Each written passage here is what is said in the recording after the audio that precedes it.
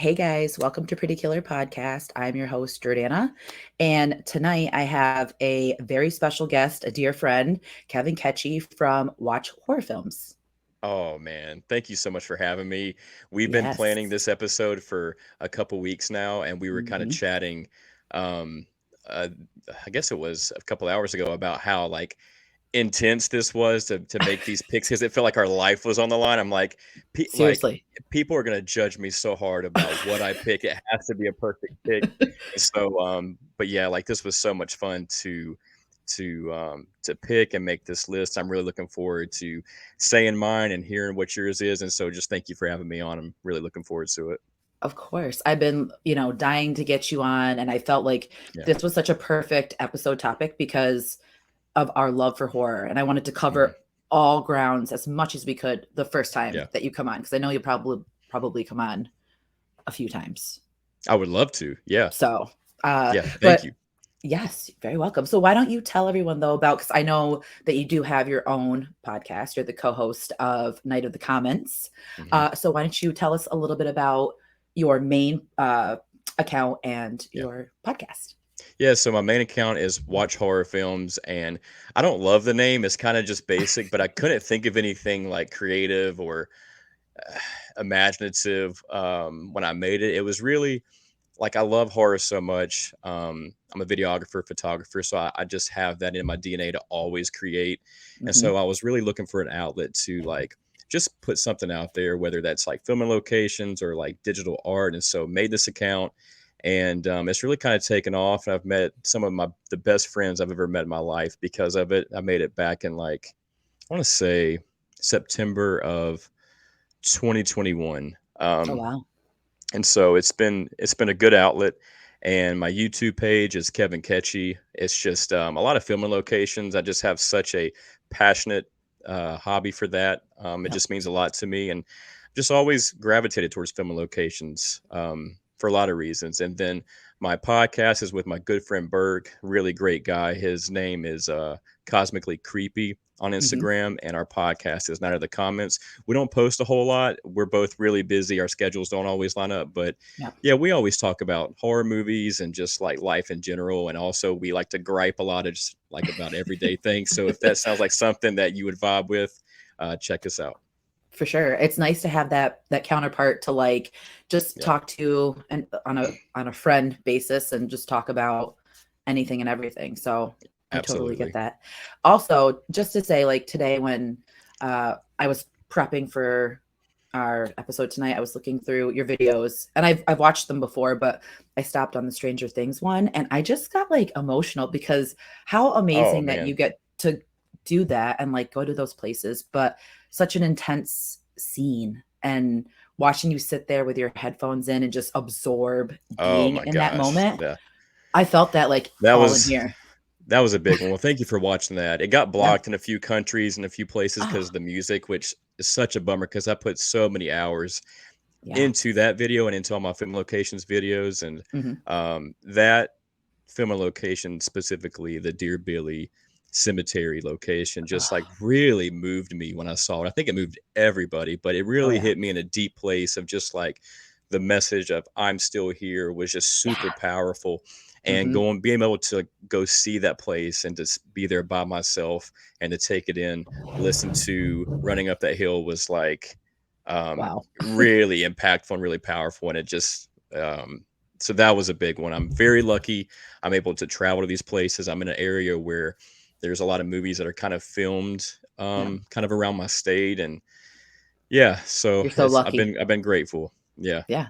And again, like you have so just to name one of the big ones, like you have so many amazing filming locations. And I'm sure there's gonna be movies that you have been to those locations that we're gonna talk about tonight. So I think so. Yeah. I think I so too. think so. So our episode tonight is I'm so excited. We're doing horror over the decades.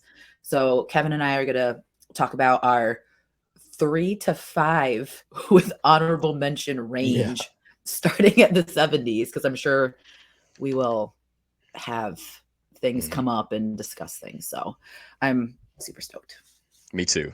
And again, I feel like this like weight is going to be lifted because, like you said, I felt like we were picking for our goddamn life. Like I'm like, what Yeah, needs? we were chatting before we hopped on about how tough like the 2000s was, and Mhm. I was like, yeah, everything from 2000s and up was really tough to pick, but in a different way. Like everything was so challenging just to Yeah. pick three scenes from each decade, because like from the 70s to the 2000s, I just felt like those decades were just so enriched in good stories and great Yes. horror and creativity and Mhm. practical effects, and like just stuff Yep. we don't really see today. So like I could definitely feel the shift in horror the more we got to like present day. And so it got Yeah. tougher to pick, especially in the 2020s. So I'm very curious to hear like what you picked for this decade currently. Me too. And before when we get to the 2020s, I want us to guess a movie because I feel like I know one that's going to be on yours for the 20. The rest of them, I feel like I Me should too. know, but you're going to like pull tricks out of your bag. So I think we should Yeah. get right into it. And of course, I'm going to let the guests go first. So if you want to hit us with your number three, or let's do your honorable mention. So for the 70s, I mean, I didn't really have any honorable mentions for this one because it was just like I knew my three, but just like, Yeah. man, I would throw Black Christmas in there. I Yeah. almost said Rosemary's Baby, but I think that was 60s. But Black Christmas was right there. I think that movie is just so cozy. It's like a Christmas feast. I love the Yes. villain in that movie. I love the acting. I love the atmosphere. So that movie was really tough to leave Hmm. off this list. I guess I'll start with like the earliest and then Okay. go to the latest. Let's see. So I Okay. guess I'll start. Let's see. Hmm.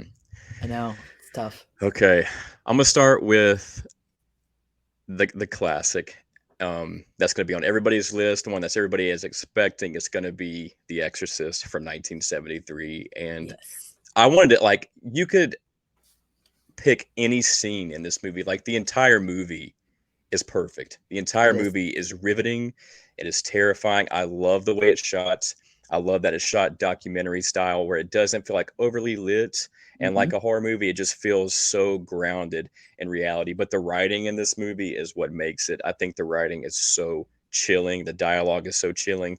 Yep. And I could have picked any of like the obvious and like the iconic scenes, but I'm going to go with the dream sequence where Father Karras is sleeping. He's dreaming about his mother, and it shows um, his mother like going down into the subway tunnel while he's Yeah. trying to stop her. And it cuts to like a falling religious necklace with Hmm. glimpses of Pazuzu's face. And just there's something so eerie about that because like that movie is like a car wreck the entire time. It's so intense. There's scene after scene that is so haunted and terrifying to the core. And then you get this like really eerie dream sequence that's still Hmm. just as terrifying as everything else. And like you can kind of hear his unsettled breathing in his Yeah. sleep. And like Yep. while you're seeing the dream, and like the eerie atmosphere of the dream is like the most accurate depiction of nightmares that I can think of. And so that Yes. scene, like, it came out of nowhere and shook me to my core, and it's still like so unsettling, and it makes my skin crawl because it's so like unconventional. Yeah. Just like everything else in this film, I just think it is masterful with how subtle it is, and so that's like a lesser known scene, I guess, from The Exorcist. But I think that's Yeah. just something that's just as strong as any of the other iconic scenes of that movie. Absolutely. That dream sequence is so intense because of like obviously what's going on with his mother. And it's just like on another and Pazuzu, like that flash of his face always scared me when I was younger when I watched it because you Oh just man. like would close your eyes and see him. Well, and they did such a good job at putting his face in the most like random places, and it kept you on edge the whole Yeah. movie because it was almost like it shocked you, like an electric shock, and you just Hmm. weren't ready for it. It was such a frightening image that just burns itself into your brain, and you're Yep. just not ready for it ever. And fun fact, that face, I can't remember the actress's face, but that was, I think, was a makeup test that was going to Oh, be the makeup for Reagan, and they just used that for Pazuzu's face, and it works. Man, does it work! perfectly. Whew. Perfectly. Like it's so subtle, but it's so goddamn creepy. Like the one Mhm. scene where she's walking in the kitchen and it flashes by the stove when like the doorbell Yeah. rings. Oh my god. Yeah. Like and it's like it like you said, you see it and you're just waiting in another scene for it to come out because it's just so creepy and Hmm. subtle. So I love that you picked that scene. Hmm. That's a great pick. The Exorcist is on my list for this one, Yeah, but that, I yeah. I think it has to be on everybody's list. I have a few friends. Well, like one friend that thinks it's very overrated and doesn't find it scary. I'm just like, I don't know how you feel that way. This movie, it's the scariest movie of all time for me, It um, is hands hands down. down. Even like I got to go to the house in DC a couple months ago and got to do some film locations for it, and just being there, I could feel like the coldness from that movie still being there. Just like the way Yeah. you could see the interior, like Hmm. the shades and the curtains. Um, the steps were so creepy. There's still a Yeah. heaviness there from that movie. It's just lingering in the air, like this, like the fog, like whenever um, Father Merrin pulls up, and Yes. it's still there, which is really cool. I love that you got to experience that because I would love to go there physically, but we did Halloween Horror Nights, then The Exorcist was a house for our Yeah. honeymoon. And when you went Oh, that's into the cool. one, like the transitional parts of it, you went to the one scene and it was freezing. Like you could feel Mm. the drop. And then you Ooh. had the vomit smell. They threw that in Oh, there. that's awesome. I mean, It was gross. so It's it was gross, so but that's cool. awesome. Yeah, I know. I looked at that's my cool. husband and I You was did it like, right. this is great. That's awesome. Yes. So great pick. I had an honorable mention and I threw it in last minute. And I feel really bad. So now I'm already starting with I feel bad for not picking the one movie, but I went with Jaws 2 instead of Jaws because Okay, we could talk about Jaws. I mean, for this whole episode, there's so many amazing we shots could. from Quint, when the sunset was happening and he's on the boat and it's just a silhouette like And that. he's just kind of smiling. Is it when he's on the bow and he's like Yeah. on like the end of the plank and he's just looking at Hooper, just kind of like smiling away? Yeah. Yeah. I love that. It's so Gosh. simple. Hmm. And I love it, and I love the scene where they're taking off in the orca, and it's through the shark's mouth, like the actual jaws in Quint's, That is you such a know, gorgeous shot. Yeah, I love and his that stuff. shack. Yeah. Yeah. So I was gonna put it on, but instead I picked Jaws 2, and I Mhm. picked the scene with the girl in the red boat when the shark comes up cresting in the water and Oh, attacks her from behind, and the kid's yes. screaming. Like, I remember watching that as a kid, and I was, like, terrified. Like, I feel like 2 is such a Yeah. hit or miss with sequels, and it always felt very, like, panicky for me and, like, Hmm. just a sense of, like, what would you do? Hmm. Because I feel yeah. I like to. I mean, Mm, obviously, it's never going to come close to the first one, and mm-mm. there was a lot of behind the scenes drama with Jaws 2, with the original director that got let go for some creative differences early on in production, Oh, wow. and yeah, and so like I think Jaws 2, it still feels like super summery. It still Yeah, feels kind of like in the same tone as the first one. Um, and that scene is like there's a couple of scenes like the scene with Eddie and it's Tina. Yeah, yeah, Tina. yeah, Yeah. That yeah, scene where it attacks him and yeah, drags him to the boat and he like rips like the side of it off. It's so oh, scary. And that the scene that you just mentioned is like really scary just because like you're really rooting for both of those characters, like you really love them because yeah. she just shows so much affection to Sean. I think her name is it I'm gonna butcher it. Is it Marge? I think you might be right, and I was trying to remember it tonight when I was putting it down, but I Mm, think it is Marge. it Yep, starts with and the you M, I think. she's so Um, motherly towards him, and you just feel that, like, yeah, connection in that second, and then you're just yeah. like, You it's feel slipped away. safe with them. Yeah, you feel Yeah. safe with them, but then they get knocked into the boat, and you get that really scary shot of the shark, like right underneath the Yes. surface, with the sun kind of hitting its mouth, and I love it. it gets her, and Sean screams. And rest in peace to that actor who plays Sean, because he actually passed away a few days ago, Recently. or yeah, Yeah. recently. And so, which is sad to hear, but he did such a great job in that movie playing the little brother, and Yeah. that I do like Jaws 2 a lot. It's a lot of fun. I feel like it's more, pieced together with, like, the first one, and then 3 goes off the rails, and then 4 is literally in the fucking Bahamas because it makes no sense whatsoever, I but know, but I like Jaws: The I do too. Revenge. I do too. I'd rather watch that over Jaws 3. It's just Mhm. like at least it's colorful. I think the opening's great with Yep. Sean getting attacked. I think it's really scary and eerie with like the carolers caroling Yes. during Christmas time when Sean's in this icy harbor and he gets his arm ripped off and he doesn't notice it for a second. And then he looks down. It's just, it's pretty Yes. messed up. And it actually scarred me. As I can still remember watching it as a kid. I had like a big bag of Skittles in the living Hmm. room watching it and it messed me up. And so I'm not a Jaws the Revenge hater. It's a guilty pleasure for Same for me, for me. sure. Yes. I feel like the franchise as a whole for me is like I'd sit and watch it. I do sit and watch Me it too. because they're comfort movies to me. And I know three is insanely ridiculous, but there's like an Mhm. attachment to it because I like grew up at SeaWorld around the 80s. Okay. So it kind of feels like I know that place. And then the classic shark coming at the window, not moving. Oh my gosh. I haven't seen Jaws 3 in so long. I meant to watch it. Well, I probably will watch it before Yeah. summer's over.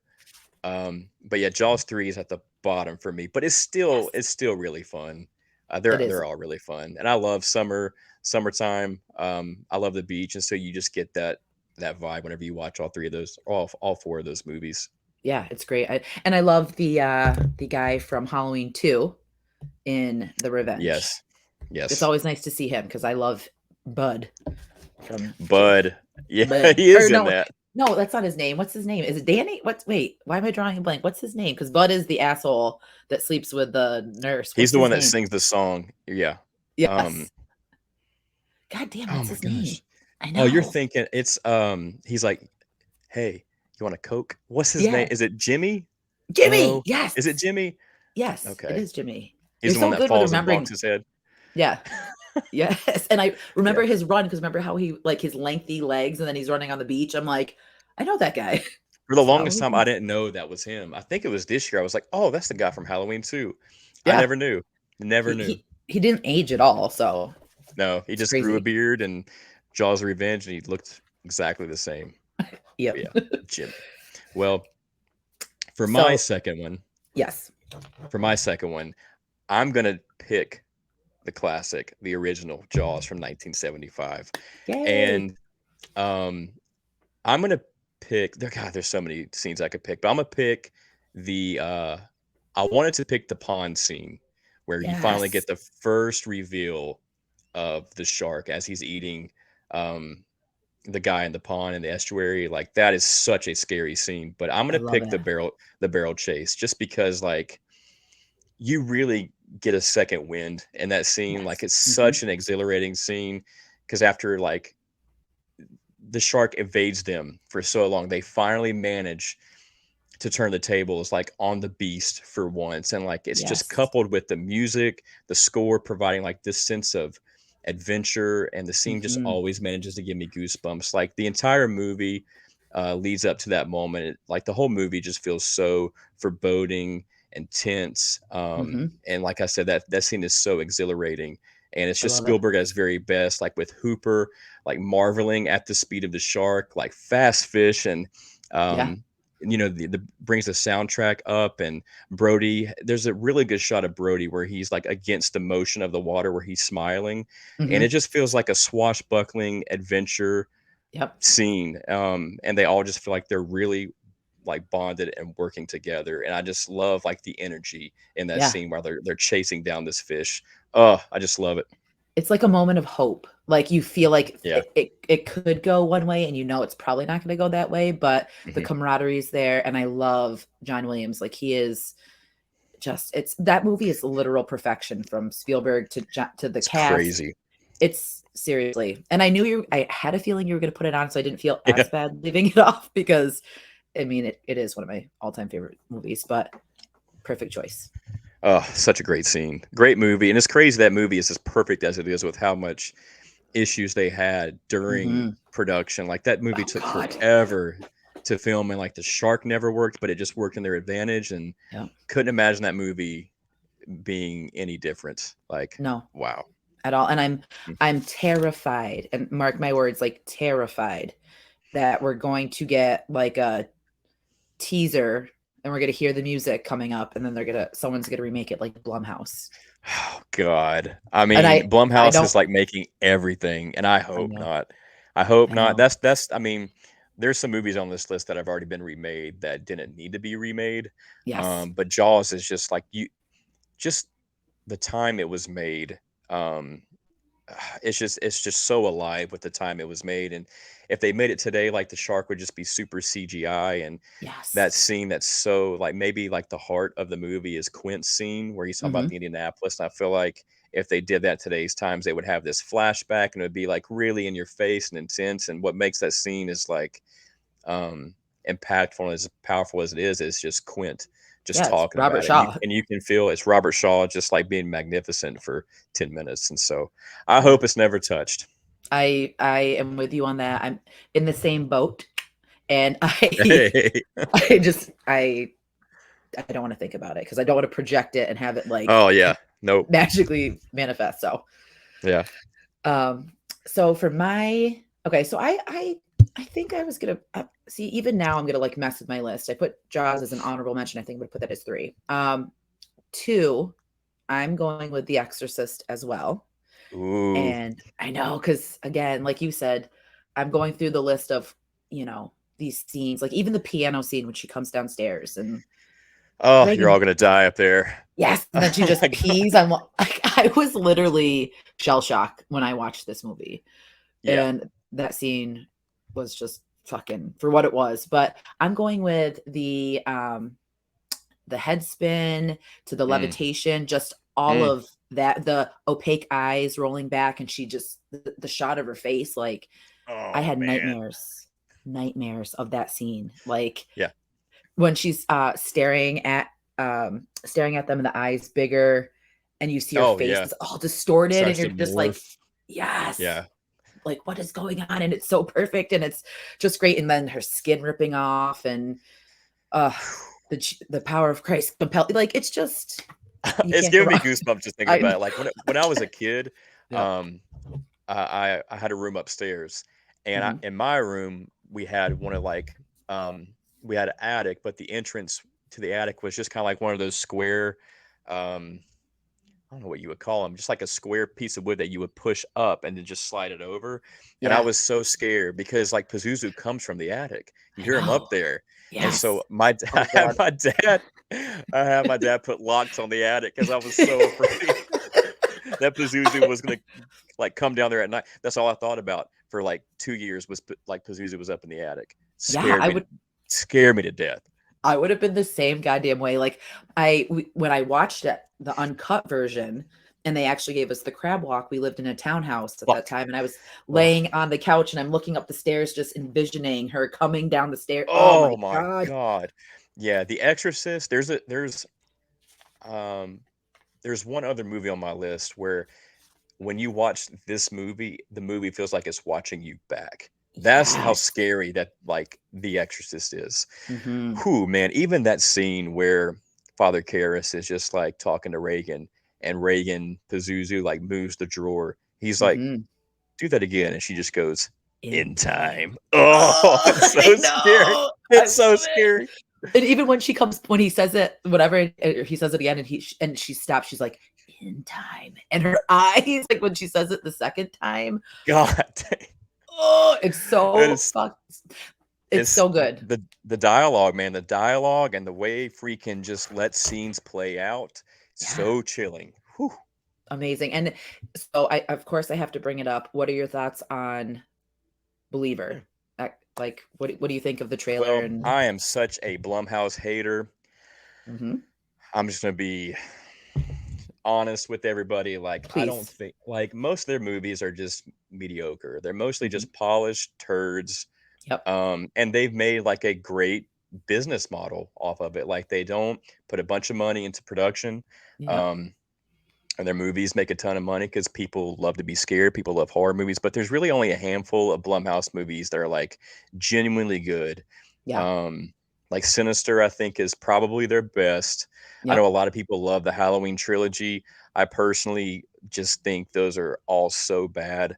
yeah, I think like they had no idea where to take anything. I think they just dug it up yep. to make some quick money, and they made a ton of money. And it just feels like there's no passion No, and behind they market it that. like like there is. They marketed like, oh well, we love Halloween. It's like I don't feel any of that love reciprocated watching these Nah, movies. none of it looked like Halloween. None of it felt like Halloween. Nope. Like all the legacy characters felt very uncharacteristic, and they were all brought back for like exposition and for fan service and for money, and it just did that story so dirty. Hmm. Um, like 2018 is the best out of that trilogy. I I can at agree. least watch that, but I still just think it's so cringy, the narrative, and with Dr. Sartain, the way they Yeah. show Michael so much, he just doesn't Hmm. feel like Michael to me. I don't know. I could go on and on about that trilogy, but Kills is like such a hodgepodge of like weirdness. That one feels Yeah. so glossy and generic. And then Ends is just like they scrapped their original ending, which I don't even know if they even had an idea of how they were going to end it, and they Yeah. just did something so off the wall and disrespectful. And Yes. I just couldn't like it. It felt so rancid, and I remember leaving the theater being like, "There's people out there that love this stuff, Yeah. that genuinely spit and hate all over Rob Zombie stuff," which I understand. I respect that, but there's people that Hmm. still think he ruined the image of Michael Myers in the franchise. I'm just like, look No. at this. Yeah. Like, you This can't is like that. Almost made me fall out of love with the Halloween franchise with what they did. So that breaks my heart to even hear you say that because like literally it's playing in the background. Like it took a it's so long sad. time for me to warm up to watching it again because like that's such an iconic character, and that character, both Laurie and Michael, means so much to so many people. And if Yeah. you're not gonna like put in like the respect to these characters and to these stories that mean so much to people, don't touch it. Yeah. Don't touch it. And that's how Um, I felt like leaving the theater. I was like heartbroken. And I know that it sounds dramatic and it sounds like a little bit, much, but yeah. I love Halloween so much, like with every ounce of my body. And to see an ending like this, to get sold that we're going to get this like amazing ending, the final showdown between them and this, and then we got what we got. I was so upset. I was so pissed off. And not for nothing, but the opening scene was one that kind of shocked me out of a lot of the horror movies that I recently saw. Like no one was expecting that. Yeah, I thought some of the opening scene was good, but still, like, it just felt not Out of like place.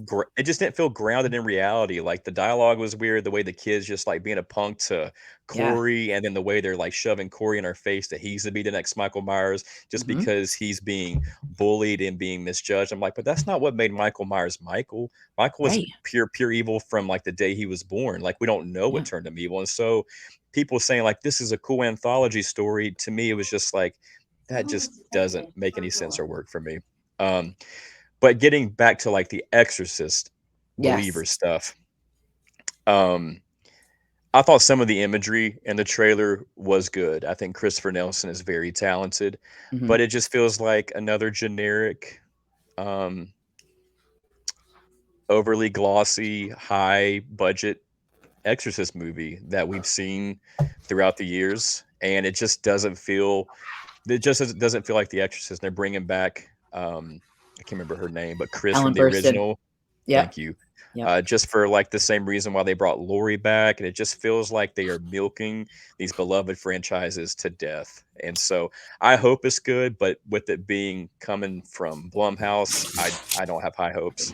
I not one bit, and I hated how they put her in it and then did the tubular bells as like, for people to be like, oh my God, it's The Exorcist. It's Yeah. like that's you have to do a little bit more than play a little bit of notes and have her step to the shot. I don't know. Yeah, I It's think a perfect example of that, where Hollywood and like Blumhouse is prioritizing like optics as mhm. opposed to narrative.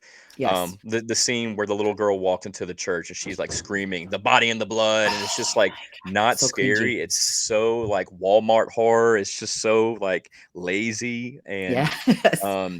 and then like you put that next to Reagan when she comes Mhm. down the stairs into the party and she's just staring at everybody. You're gonna die up there. It's just so like, what the fuck? Like it's Yes. so scary. It's so subtle. It's Yeah. quiet, and then she Yeah. pisses all over the floor. Like it's so scary. And if you're gonna remake The Exorcist, or if you're gonna you're going to excavate that franchise, like retcon everything, then you better bring it. This is The Exorcist, and I just feel like they're going to do their Blumhouse thing where it'll make a bunch of money, but it's just going to be kind of forgotten and blah. I feel the same exact way.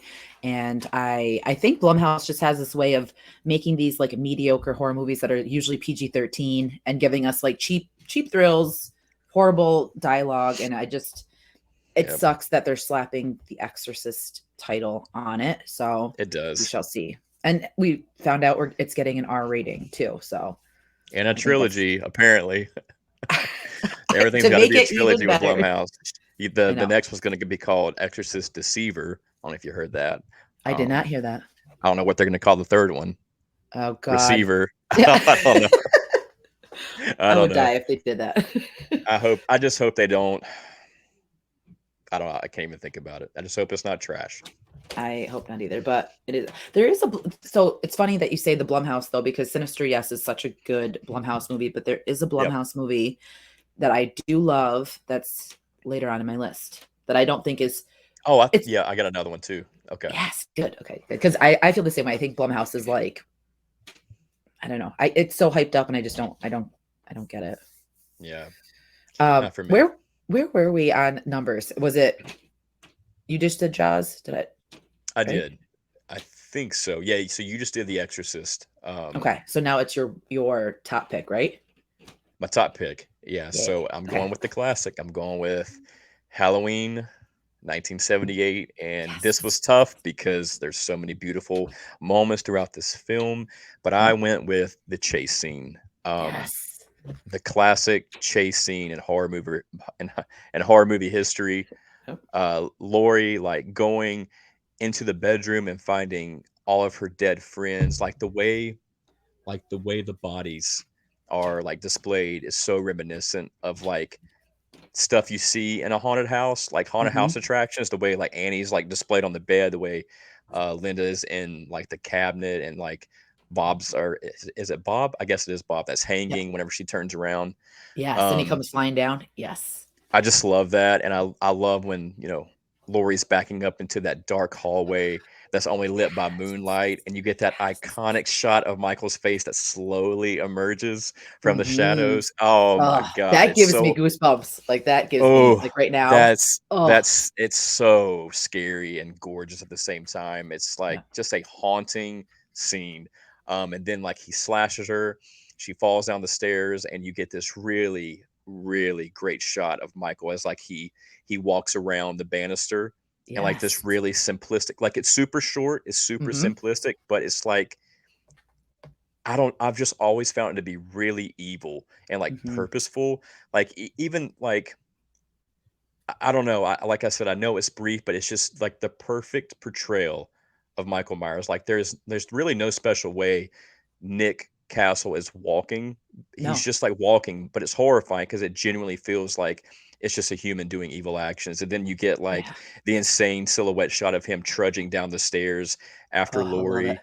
It's so scary. And then you get the kitchen scene where he busts through the door and like the door swings open. He's looking at her, and she just Yes. barely gets out of there. And then the shot that just chills me with like the Halloween atmosphere is she runs across the street and she's banging on the door, and you Yes. see Michael, just a silhouette walking across the street, Hmm. or like coming into frame against like the really gorgeously white Wallace house, and he just walks closer and closer, and you get the wind blowing, you get the Oh yeah. leaves coming down. Hmm. Oh It's man, so good. that It's scene like is just like, perfection. oh man, just injected into my veins. It's so good. It is. It's the epitome of fall, Halloween, the Yeah. best villain. Like, oh my God, it's literal perfection. Ugh. And the music too, like once she falls, you get the dun dun dun, and you get Oh that music coming in. Like, oh, yeah. I love it.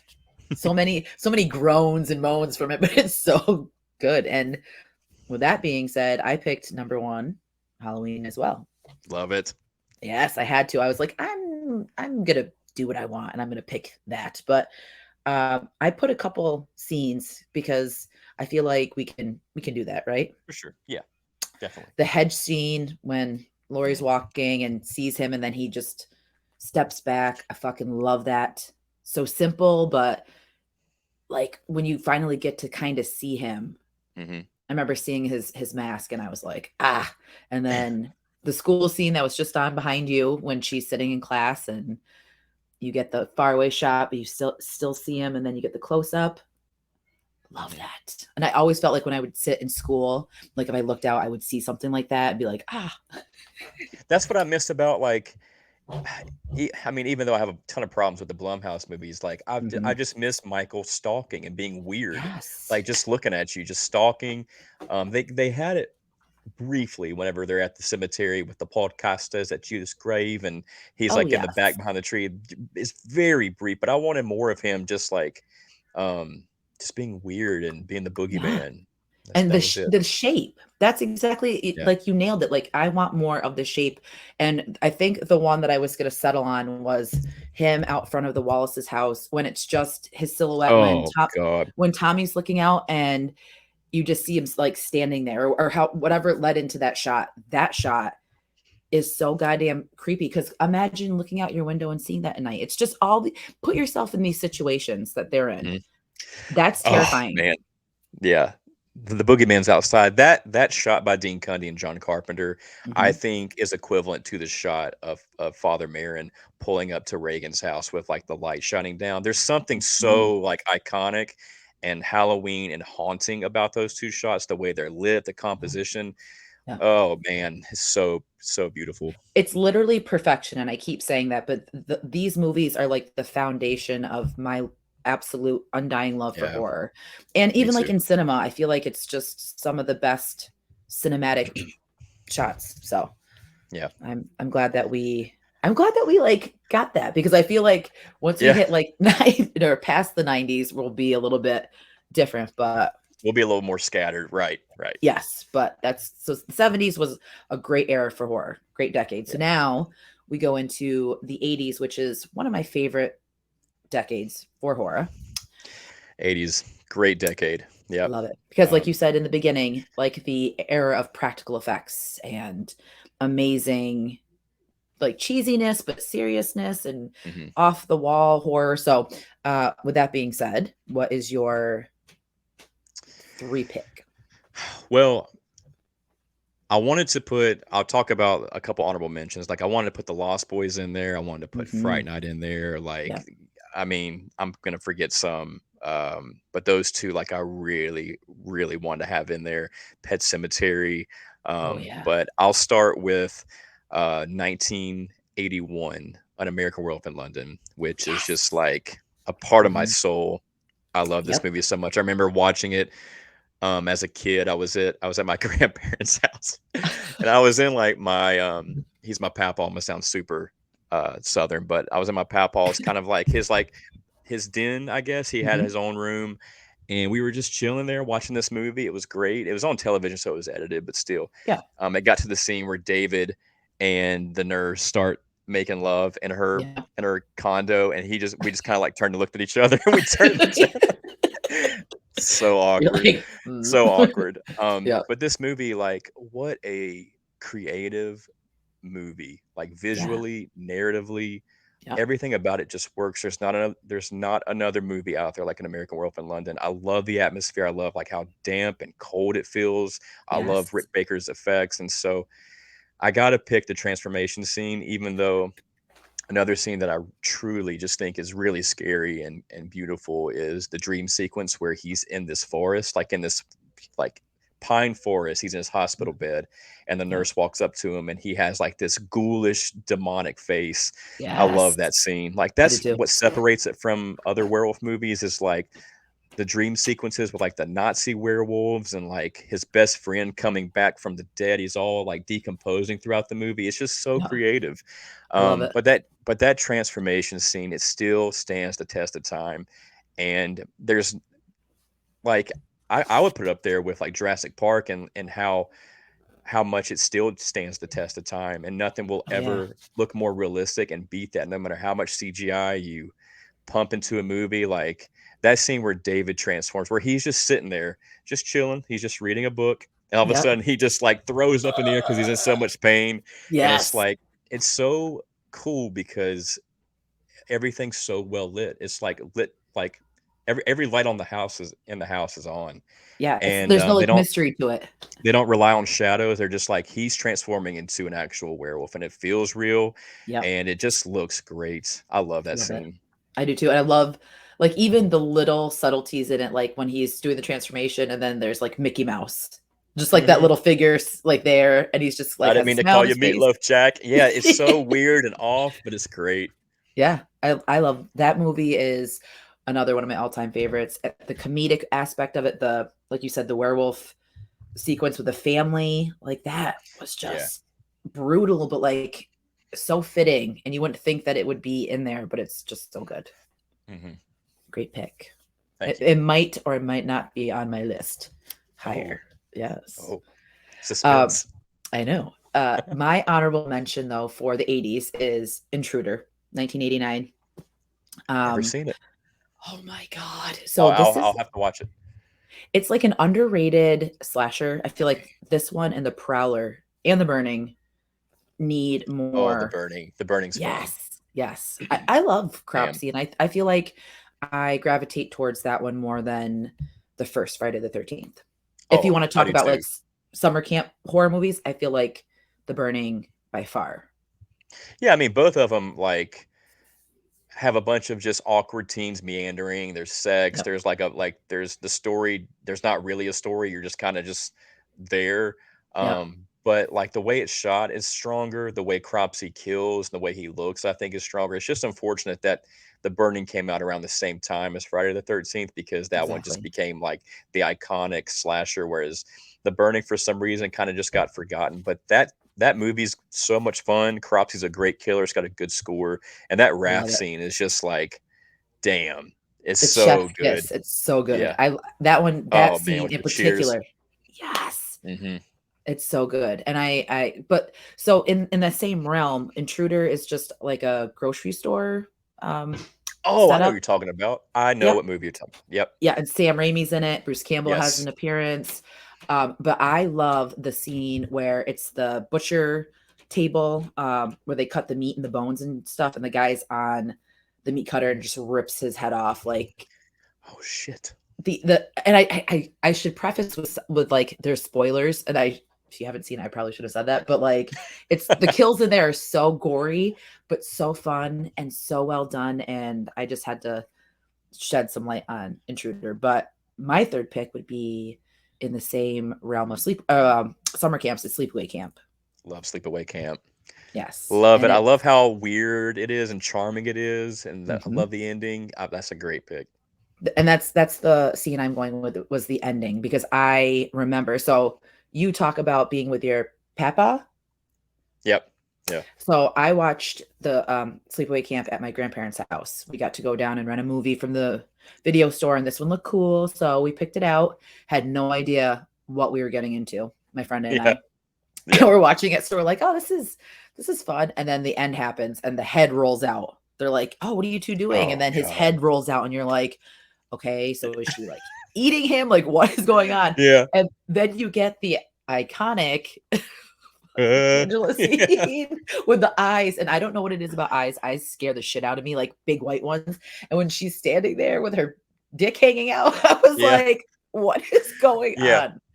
So good, but it's burned in Yeah, my brain. I wish I would have caught that movie without knowing the ending because, like, Mhm. you grow up and you watch AMC Fear Fest or these marathons that just have Yes. like the most iconic moments in horror history, and that was always on there. So that one was spoiled for me for years. But Damn. that movie, like, a lot of people hate that movie, but I just I love how know. cheesy it is. I think the effects, I think the kills are great. Like it's just top tier 80s slasher cheese. And I love the Exactly. brother. I think his name is Robbie. Yep. Maybe. I love how Mhm. protective he is. Like, he's such a shit talker. He sticks up for Angela. I don't Yep. know. I just like that movie. Like, it's really charming in a really odd and weird way. And I don't think it's a movie that would get made today just because of like the themes and the Yes. ending. But I just applaud it for that. I think it's one of a kind, and I love it. I really enjoy that movie.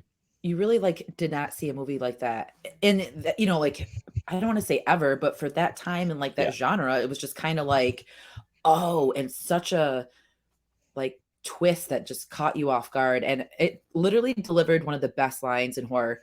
Eat shit and die, Ricky. eat shit and live. Oh, and also like she's a real carpenter's dream, flat as a board and needs a screw. Like they're like, how do you not like this movie? Come on. So funny. Classic. I love it. Yeah. So I had to throw that one on there. Had to That's be great. on there. Yes. So what's your number 2? Number 2, man, this scene Oh boy. in this movie, there's only a few scenes in horror movies that really scare me, that really Ooh. like chill me and give me goosebumps. Yeah. This is one of them. I'm gonna get goosebumps just talking about it. So it's Poltergeist from 1982. Oh, I didn't even think of Poltergeist. Oh man, Oh my God. it's a scene that only involves dialogue, Mm-hmm. and the dialogue is absolutely terrifying. Like it makes my eyes water just thinking about it. So Oh. um it's the scene with Tangia, like the little Mm-hmm. psychic lady, Yeah. as she's explaining to Carol Ann's parents like where their daughter is, who she's with, Yeah. where these spirits came from, who these spirits are, why they're here, and she does it in such a gentle and almost um like joyful way as she calmly explains the situation that they're in. Yeah. Oh man, I'm already feeling it. And then like the Yay. tone completely shifts as she like kind of leans in and she goes, "Now hold on to yourselves." And she explains like where Carol Ann, what is also in there with her. And she's like, it's there's a terrible presence. I got goosebumps. I don't even know Oh. if you can see that. It's just her voice. Yeah. It's just her voice and the way it's written. And it's so intimate and Yeah. it's so personal. And Mm-hmm. she's like, there's a terrible presence in there with her. So much rage, so much betrayal. To Oh. her, it's just another child, but to us, it is the beast. I'm just like, Oh. oh my god! And I know. you can picture like the devil, and they're like, like toiling with her and luring her Yes. further away from the light. And she's Mm-hmm. just like, it lies to her. It tells her things only a child could understand. It's so scary. Oh God. And like when the scene, like when the camera slowly dollies into the mom's Mm-hmm. horrified face by Joe Beth Williams, who's so good in this movie. Oh Like it yeah. slowly goes into her face and she's just terrified with fear. Mm-hmm. Um, like that is the most disturbing and human moment in that entire film. And like I said, it gives me goosebumps every single time. It fills me with dread and fear. And it's just Yes. masterful writing and masterful storytelling. I love that scene. I'm so happy that you picked that and like just like highlighting that because it's every person's worst dream. It's like your worst dream as a kid, it's your worst dream as a parent. In Yeah. any scenario, like that would be terrifying. And then the way that it's described, but you don't see anything. Oh, Because that, yeah. totally plays in your imagination of what the fuck is in there with her. Hmm. I love it. I love that you That picked scene's that. that scene, The Exorcist, and there's another one that I'll talk about a little further down the list. But Yeah. there's three scenes that just scare me to my core, and that's one Yes. of them. I love hearing scenes that actually scare people because with horror, there are movies that catch us off guard or like a jump scare, but like to internally do something to someone, Oh it's man. like, and it's Mhm. funny that you picked Poltergeist too, because I wanted to do a segment in October where I show my kid some like not too over the top scary movies, but and then like do her reaction. And I'm like, I Oh wonder yeah.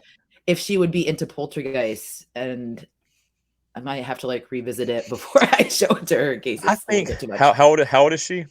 She's 9. She's gonna be 10 in February. My nephew just turned. He'll be 9 in October, and I've really started introducing him to like some good horror stuff. Like we just watched It 1990 for the Yes. first time, and we watched Hmm. Jaws, the original, for the fourth. And so like I'm kind of right there with you. I'm like, what can I show him? What can I not? But I kind of just want to Yeah, like be a be a crazy uncle and traumatize him with like the you should. scariest stuff. I know. Like we're planning on You know? watching Insidious Red Door this week, Mhm. and she's like, I don't know. Like, are you scared? She's like, maybe. I'm like, well, let's just watch it. Maybe Let's just do yes, it. but let's watch it. Yeah, Yeah. I encourage it because I feel like we experienced horror at such a young age and we're fine. it made us who we are. Yeah. Yeah, So I'm excited for that. But great pick for 2. thank you. Yes. Um, Man, I'm so mad that I didn't even think of Poltergeist because now you're bringing it up, like the clown scene. Oh yeah, even just like the tree that's outside of the little Yes. boy's room with the storm and the face in the tree. Hmm. Yeah, that Traumatizing. movie, like, I'm not. It's not a like a. I don't love it. It's not one of my like go-to watches or favorites, but there's something so eerie about that scene. I guess Yeah. because of like even with the element of the actress that played Carol Ann who passed away, there's something in that movie that's ingrained in that movie that just feels unsettling. Yeah. Um, and Joe, I just really like Joe Beth Williams in that movie. She just delivers a really strong performance. Absolutely. I Yes. believe her. I believe that family.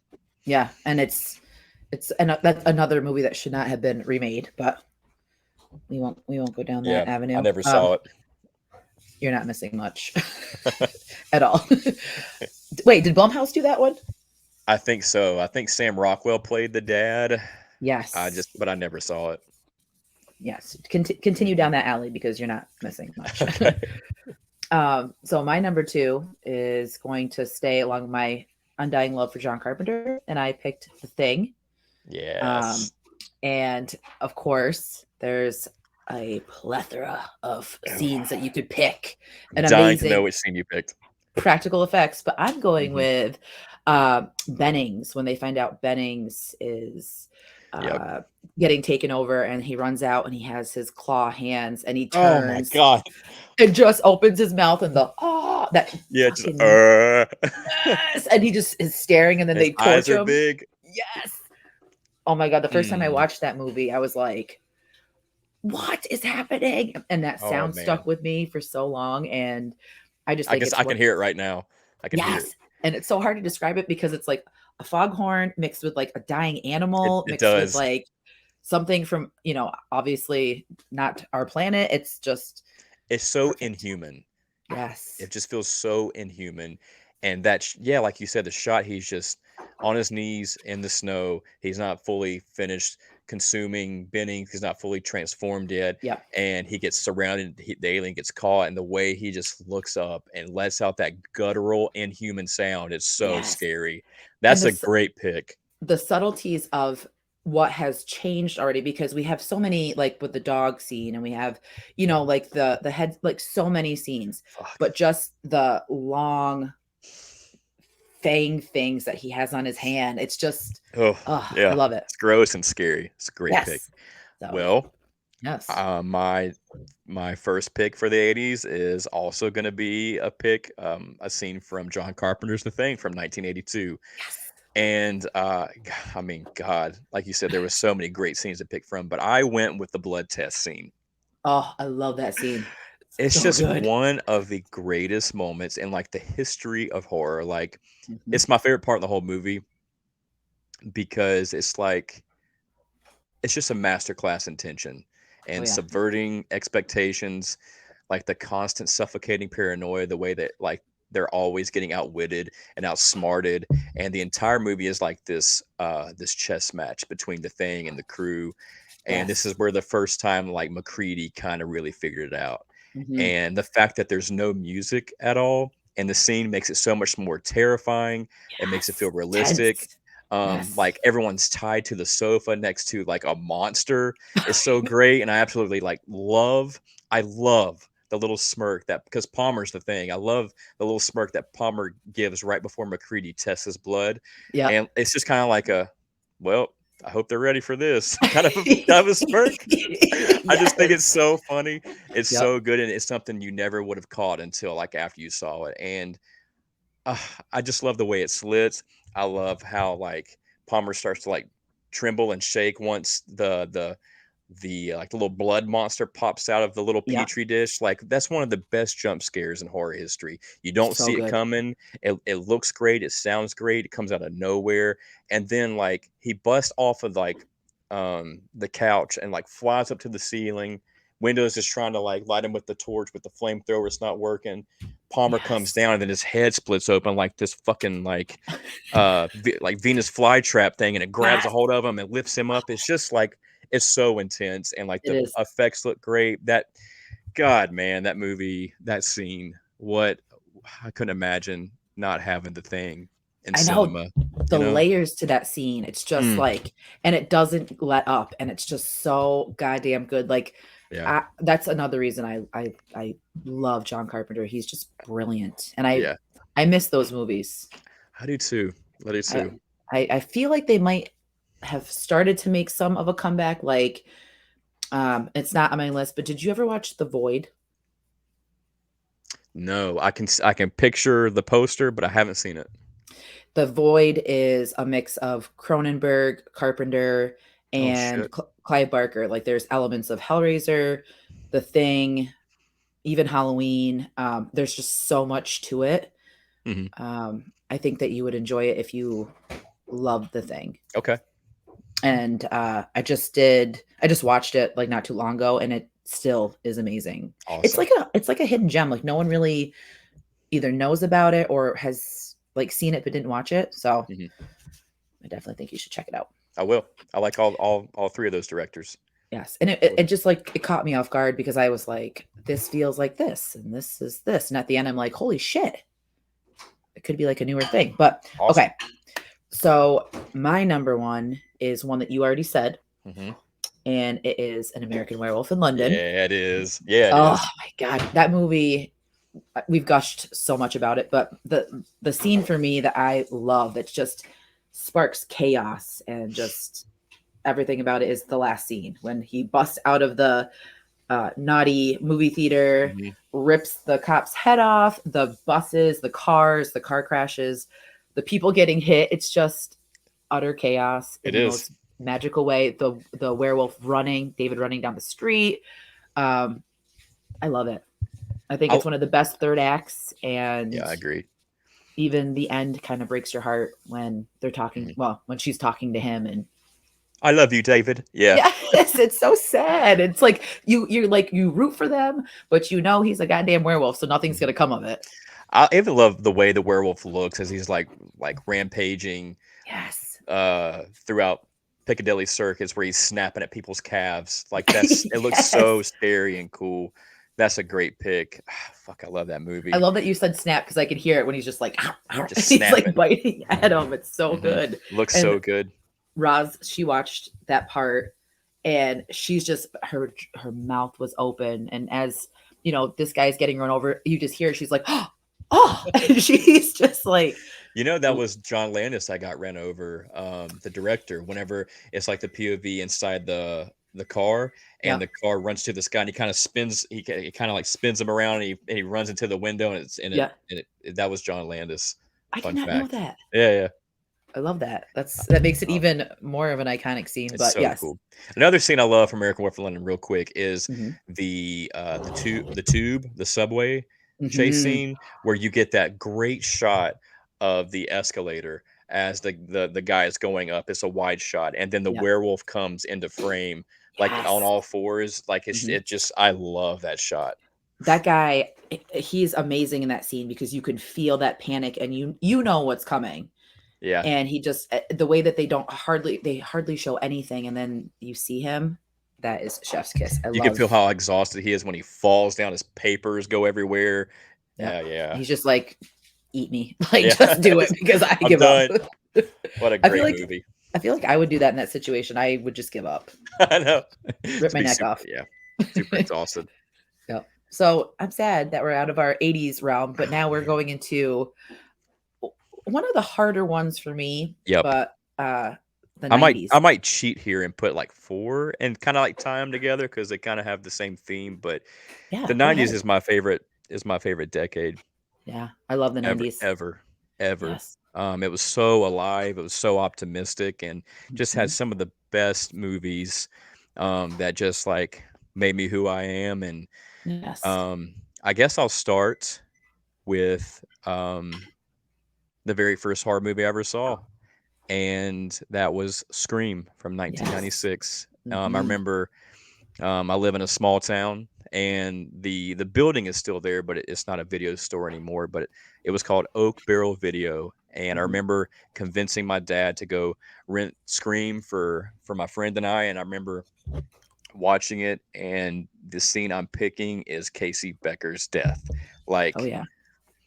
oh man. Um, that opening is so scary and so realistic and so powerful. And it made Mm-hmm. me so nauseous watching it as a kid. And I could not stop watching it. Mm-hmm. Um, it just felt so scary, so unnerving. And you just really feel for Drew Barrymore just because she just feels like a real person in that movie. And plus you Yeah, grew up with Drew Barrymore and all of her movies. She's just like this sweet, innocent, positive, normal, girl.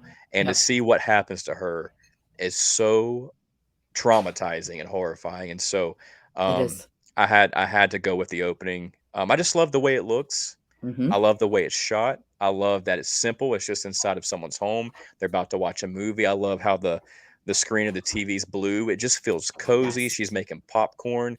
But what makes that scene so scary is the dialogue between Drew Barrymore and Roger Jackson, who does Ghostface. Like it's just very convincing. Mm-hmm. And maybe my favorite shot in the movie is after Ghostface like breaks through the door and she Yeah, grabs a knife and she's like in tears and full panic, like the house is full of smoke, and yeah, she's backing into the corner, and you get that insane shot of Ghostface flying through the hallway. You just get a quick glimpse of him, and he's just in there in attack mode. He's coming after you. yeah. That is so scary. And then like her parents pull in. Oh They're my so God. close to saving her. She's on the Heartbreaking. phone. They can hear Mm-hmm. her being gutted. Um, it's so brutal. It's so brutal and real and clever and cerebral. And I wish Scream had more of that. I wish they had more of that. But that movie changed my life. That movie made me who I am today. And it had to be on the list. I knew I thought it would be like higher, but I knew it would be on the list because I know how much Scream means to Well, you. it probably is. Honestly, it probably is Yes. number one. But I went ahead and just went with it for now. Mm-hmm. But it probably is my number one, like ever. But in the '90s, it's also probably number one. So I'm kind of going in reverse here. But Yes. That's oh, I okay. just love that movie. It's my favorite movie of all time. It's that scene that you talked about, or that shot where he ran across the screen. I had to stop it because I was so scared. Yeah. Like I literally had to Yeah. stop, and I watched it in the daytime in my mom's office, like in the back room on her little, Hmm. TV VCR setup, and I stopped it and I'm like, I don't know if I want to finish this because I was so scared. It's intense. It is It such an is. intense scene. And like you said, I feel like that was a jolt. Like that literally was the jolt that revived the horror franchise. Like Yeah. Scream is iconic. And you thought you thought Drew Barrymore was going to be the star. You Who did. knew that she was gonna die immediately? Yeah. Like Right. how crazy. But that's a great pick. I love Scream is just untouchable. And sadly, I don't know how the direction it's going in, how I feel about it, especially with like a new director coming in the Hmm. mix. So maybe it'll be better. We'll see. We'll We'll see. see. I'm not a fan of any of the newer Screams. Hmm. Just those first three just have so much charm and heart. And Yes. there is some silly aspects to Wes's Scream movies, but there was always like a sense of like logic. And danger to those Hmm. movies. Like I just believe these characters like Sidney Prescott, Dewey Riley, and Gail Weathers, like they just brought so much. Those characters are just incredible. Yeah. Um, and just feel so thought out, and there's so many layers to them, and there's so much emotion to them, and I'm so invested in those characters, and Yeah. yeah. But back to that opening, I think it's not only the greatest opening in horror history, I think it's the greatest opening of all time. Yeah. That's how strongly I feel about that opening. Like it changed horror history forever. Absolutely. My friend, she has never seen it, and we want to do a segment where she watches it and like we in real time see her reactions to stuff because Hmm. I'm like, I literally almost spit out my drink. I'm like, you've never seen Scream? Like, Dang. what planet are you from? And I Mhm. love her. She's one of my best friends, and if she watches it, no disrespect, but like, you have to watch Scream. Yes. That's a It's a must. must. Like, It's a must. yes. And going back to what you were saying though, and why I love 1, 2, and 3 so much is the connection that you feel with them because it's just 3 is ridiculous, and 3 is cheesy, but I love it so goddamn much.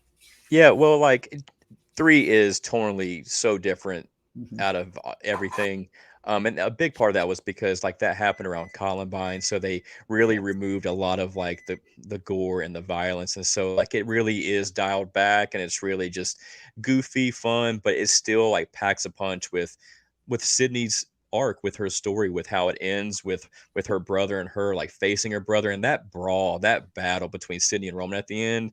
Epic. Jesus, that is so satisfying and badass. I love it, and I love Scream 3. everyone hates on Roman, and I think I that I like I loved Roman. it. I loved I do Roman. I too. thought that he was great for being a single ghost face in the whole thing, and like you said with Sydney's arc, you saw, like, this vulnerable side of her that you really don't see too much in 1 and 2 because it's, like, strong, she has to be strong. In 3, when you see her kinda break down, you feel for her. It's kinda like Definitely. you see that it's like chipping at her core, Mhm. and she's actually being, you know, truthful with what's going on in the moment between doing. I love it. I Yeah, and love all the stuff with her mom is creepy to me, like the scene Yeah. where she's asleep on her couch and her mom looks like Reagan, that's like she's kinda Yes. walking towards her Yep. outside, and she, like it's this weird shot where the mom it's like a medium shot, and the mom kinda, like, turns and looks at the camera. It's all ghostly. Yes. I don't It's know, I so thought it was creepy. scary. I did too, and it reminded me of The Exorcist too because of the eyes and the makeup and the Yeah, nightgown. I was like, "It's totally Reagan." I love it. Great pick. Um, I do love that movie so much. So mine is kind of uh, a weird pick 'cause I don't talk about the movie too much, but I love, Candyman. Ooh, okay. And I love the scene when they're in the parking garage and he starts, "Helen," and he has his voice and he Oh, does yeah. his deep monologue, and she's Yeah. kind of tranced, cry like her tear comes down, and it's that whole scene. It did something to me when I Mhm. because Candyman scared the shit out of me, like um, the scene with the dog with his head cut off, and she wakes up Yeah. with all the blood, like, it was so like, that was a heavy horror movie for me at the time because I was Yeah. I was younger, so I was like, "Oh god, I don't know if I should be watching this," but there was something hypnotizing Yeah. about that scene, so There I wanted is. to throw that one on there. Mhm. That's gonna be like with us, we said honorable mentions and, like, a 4 on this one, so that's a 4 for me. Okay. Yes. And then did you have a 4 on this one, or did you just do 3? Um, I think I don't think I had an honorable mention just because I'm cheating and I'm bringing um 4 for this one. But like I love so many 90s movies. Mhm. Of course I'm blanking on a bunch, but even like Idle Hands comes to mind. I don't know if you're an Idle Yes. Hands fan, but that Oh, one's yeah. the scene where they're at the Halloween party at school and the Offspring is playing and Seth Yes. Green and his buddy P Nub, they're all like disgusting and they're decaying and they're dancing. Oh Yep, man, and the girls are, like, getting down with them, and he's like, it's "Oh, yeah." he's got his head, he's dancing like this. It's so fun. It's such a I fun love movie. I love Yeah. Idle Hands, that's such a good pick. Mhm. Um, so, yeah, so go into your next one. Next one, I'm going with this scene always makes me emotional. It is Stephen King's It, Mm, 1990. This I mhm. adore this movie. I will defend this movie till the day I die. I think it's way, way better than the remake. Oh, yeah. I think specifically Tim Curry and the kids. Mhm. I just believe the love they have for each other. Yep. I believe their bond. I just love the way that that the power of belief is what defeats Pennywise instead of Mhm. like the remake where they just like cuss him out and bully him and hit him with a bat. Like Yeah, it's so weird. just doesn't do it for me. But like what makes it 1990 so powerful is like it's all about fear. You know, it Mhm. can be anywhere and it always is. It takes all shapes and forms in both the movies and in real life, but Yep. it's the step towards the fear, towards the monster, towards the abuse and grief and Yep. all of our own personal fears. And even after trying to like, forget our own personal horrors, like we continue to um, step forward, Yeah. step towards it. And so like the casting of the Losers Club, and this specifically the kid actors, really makes this movie sing. Um, just their bond just feels so real, and the love for Hmm. each other while navigating through their own hells and adolescence feels genuine. Yep. Um,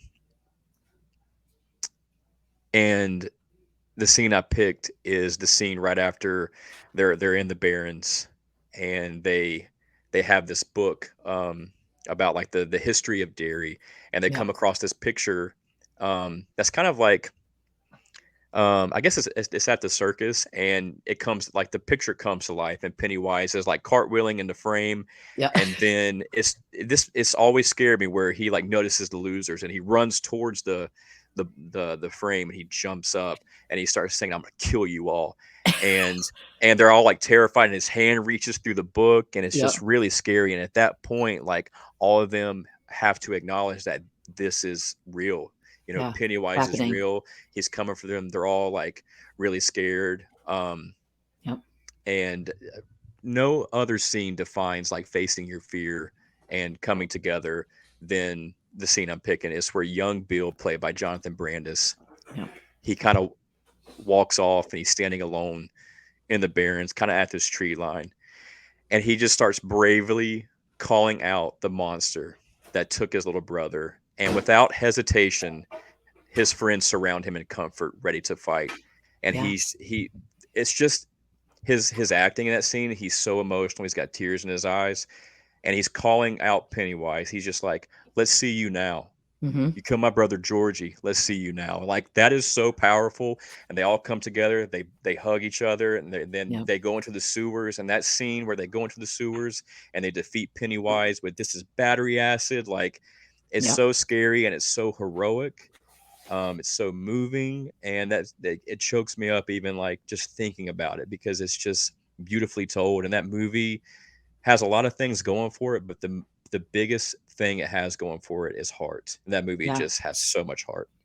I completely agree. And that scene is very powerful. And it's like the epitome of bravery. You know what I mean? Like Yeah, it's a beautiful. I do love it. And the remakes were, I mean, I guess they, I don't know. they're fun, but like the Yeah. first one, I think 2017's fun. It's more like fantastical. It's kind of like um more fantasy, feels more like kind of like a haunted house. There is Yes. some fun to be had. Like I think the casting's good with the kids. I think they're funny, but I gravitate more towards um that 1990s one. It just feels more, it's scarier to me. I think the practical effects are scarier. I think Yeah. Tim Curry is way scarier. He's Um amazing. yeah, that 1990 just does a lot for me.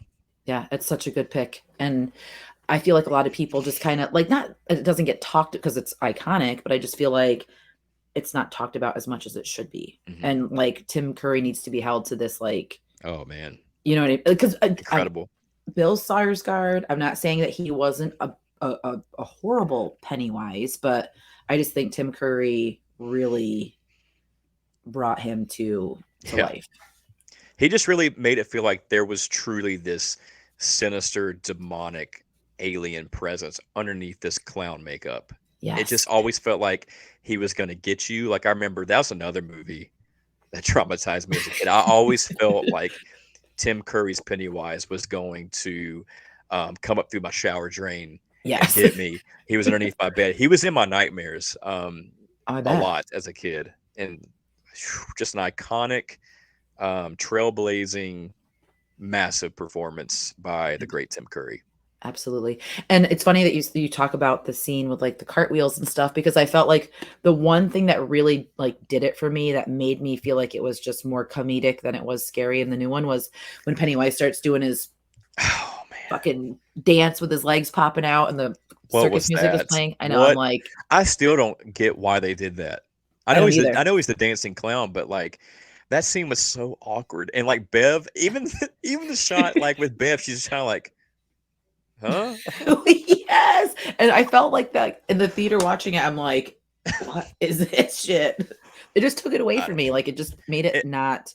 it really reminded me of Jim Carrey's The Grinch, especially like when he like jumps down, he's like he holds her up and he's like she's like, I'm not afraid of you. He's like, you will be. And that scene with Cindy Lou Who and the Grinch where he's trying to scare her in his lair, it just reminded me of the Yes. Grinch.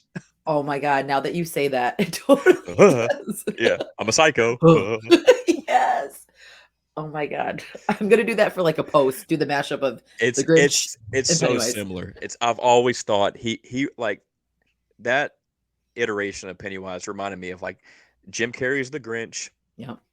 with the voice of like Scooby Doo. It just wasn't ever scary to me. And then you put a No. bunch of CGI on his face where his eyes go out and bug Yeah. eyed. And the teeth. Yeah, it just wasn't it for me. No. It was like you said, it wasn't a bad watch, but it was another movie that did not need to be remade. Yeah. Great pick. So I'm going with this one is another weird night. I wanted to go with like just Scream, like just Scream 1, Scream 2, and then my number one pick. But okay, so I'll go back. My honorable mention was going to be Gail's chase scene in 2, Oh because God. you want to talk about watching a movie and having your fingernail imprints in your hand, covering your face, not knowing what the fuck was going to happen. Like the whole sequence with them in the auditorium, into the chase scene, into just all of it. I think it's one of the best chase scenes ever. I think it might be the best chase scene in the franchise. I think so too. I honestly Yeah. hold it to such a high regard because, like, I'm trying to think what other chase scenes. I really like Casey, not Casey Becker, Cece in 2 as well. That was like a contender. That's a 'cause I fun love. one. Yes. So I mean, Sydney's is great in the OG where she's running through the house and she's going up in the attic and she goes out the window and falls onto the boat. Yes. That's another good one. Yep. But yeah, the one with Gail in that sound booth is so Yes. intense and it's so heartfelt and heartbreaking I with know. the plexiglass, but dividing her and Dewey, and she can't get to Dewey, and damn, My heart damn. broke 2 times in that movie because when Randy died, my heart Oh broke yeah. in the theaters. I was like, oh, I could not believe that they killed Randy. Hmm. I still to this day am so pissed that they It killed was him a in 2. mistake. It was a Yep, huge mistake. mistake. Wes And then Craven that, even admitted it was a mistake. I know. I mean, honestly, I feel like they could have done so much with writing Randy and Sydney getting together and keeping it into like a family, like Mm. eventually having kids, and maybe Randy dying in like 4 or Ooh, 5. I've never heard anybody advocate for Sydney and Randy. I've always advocated for Sydney and Dewey. Dewey, I know. I would Those love to two. see them together too. If you go through the series 1 through 4, there is a spark between Sydney and Dewey, and I get it. Like it feels uh, platonic. It feels kind of Yes. like a brother and sister love, kind of. But everyone, I don't know, man. The more I've watched it, the more like Dewey just feels like whenever he's talking to Sydney, like he genuinely loves her, but he Yes. doesn't really believe that she would give him the time of day. But even in Scream 4, there's a scene where they're on the couch and they're Yep. talking about Sydney's book, and Dewey like recites a line, and Sydney's just kind of like really impressed, and there is an energy there. And Yeah. he kind of gets up and he walks away, and she walks into the door. I don't know. I always wanted Sydney and Dewey to get together. I think they should have been the last 2 Yep. legacy characters to end the entire series together. Yep. Damn, I really I wish we could agree. have seen that. That's funny that you say that because I totally agree. And I felt that it switched from platonic at 2 when after the first attack and he comes to see her in the gazebo and they have Yep. like that moment together and they're Mhm. talking. I'm like, that would be. Yep. But I still love the idea of Randy, and I think it's just because I love him as a character so much. Yeah, But agreed. I do hold Dewey and her to a higher regard. Listen, anybody besides Detective Kincaid, I can't stand Christ. that Sydney that they wrote Kincaid is with Sydney and they got kids. I hate Kincaid. I hate that know. bum. I hate him Kincaid. too. I hate Kincaid too. Hate If him. anything, she should have been with Derek. Slimy loser. Yeah. Creepy cap. Oh God, he sucks. I love it. But yeah, so that I wanted to throw that in there before we got too far off the screen. But Yeah. my next one is going to be the end scene of 7. Oh with shit! I forgot about 7. yes, Damn. Brad Pitt and Morgan Freeman and Kevin Spacey. What's in the box? Wow. Yeah. His delivery of oh, she was so nice and she invited Oh, me in. And it then rips about, your soul out. I know. And then when he drops the whole that she was pregnant, she was with baby, I was Oh, just like, he didn't know. I Oh, know. I know that just gave me goosebumps. You saying that, like, and then Morgan Freeman being like, don't," and then you see the pan out, and then oh my, it's just it was mm, Seven is the most God amazing damn. thriller. Like I don't think anything Yeah. can top Seven. Man, that rainy, grimy, seedy atmosphere of Seven is Yes, so good. that chase scene, Fuck. Yeah. like so good. The air freshener scene, like that was a Ooh, the sloth great, one. Yeah. yeah, great jump scare that I was not expecting, and so subtle and done very well. I And I pl- just I yes, just love Morgan Freeman. I love him. I love Brad Pitt. I love yep, all of their movies. They are just like head to toe super talented. yep. Bring so much to their performances, and I just love their dynamic in the Hmm. film. And man, that ending. Oh man, I took something. Her pretty head. Oh, Oh I know. You're just like, oh my God. And like at one point in time, I felt, and I hate saying this because I don't want it to come off like I'm a complete psycho or view things this way. But when he was talking about why he did it, you kind of like sit back and you're like, okay, like kind of like a yeah, modern day vigilante in a sense, but in a very fucked up way, definitely.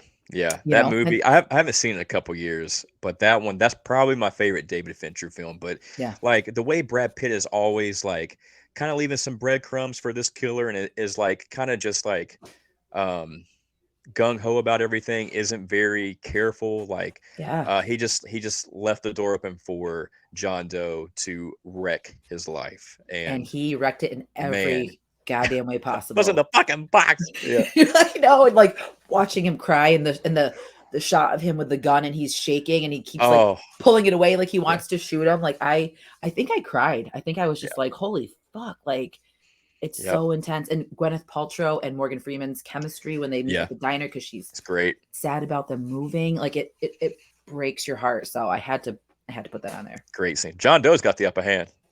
Oh Yeah. yes. Oh yes. Man, great pick. Oh, I Yes, forgot about thank Seven. you. Um, well, man, how do I top that? Well, so um I got two more because I'm cheating. So this next one, um, I just recently did an episode with my friend Marie from Marie Plays It All, Mhm. um, about this movie because it was its 25th year anniversary, on August 5th.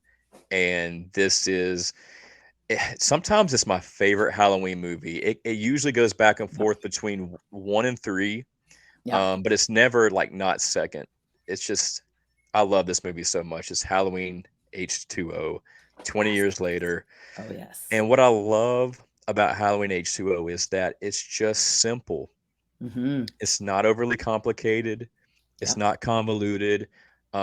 It may not have like that John Carpenter, that perfect Halloween aesthetic, or like the best mask. And there's flaws with it, all scattered all throughout the movie. But every Halloween has its flaws. And Yep. but what H2O gets right is a natural progression of Laurie Strode's character. Yes. Like Laurie Strode is a bookworm, and I love and I believe that she would be working in some sort of role at a school. I Yep. believe in her suppressed trauma that takes the Hmm. shape of alcoholism and like the constant hovering over her son. But Yep. mostly, I believe in this Laurie Strode's fight, like struggling her entire life, still fighting, like after everything she's been through, refusing to give in, choosing to raise a child, choosing to try again, persisting in spite of all of like the saturating advice that she always receives from like her son and her like Yep. coworkers. They're just like, he's not coming back. Like, move on.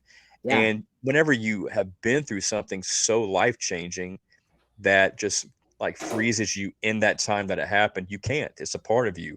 And Yeah. so, um, the scene I'm picking is the scene after she comes face to face with Michael.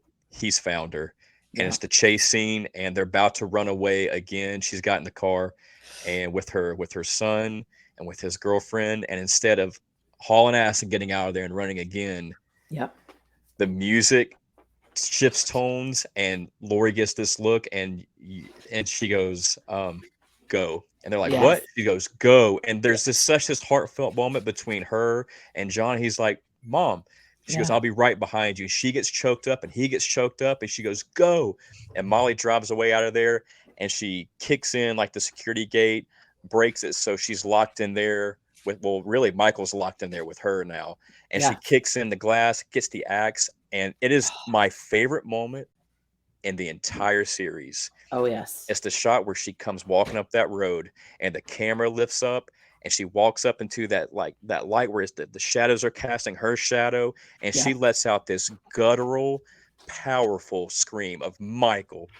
And that scene chokes me up. That scene makes me emotional every single I time because know. like to me, what makes me so passionate about Halloween H2O, like in this instance, like Michael is a metaphor for like all of our own chronic fears and Hmm. illnesses. Like he's like the relentless irrational thoughts, right? Oh, Like the yes. demons that haunt us throughout our lives and the Hmm. exhausting urge to let him win that are always inching closer and closer to us. And in this moment, Laurie Strode says enough.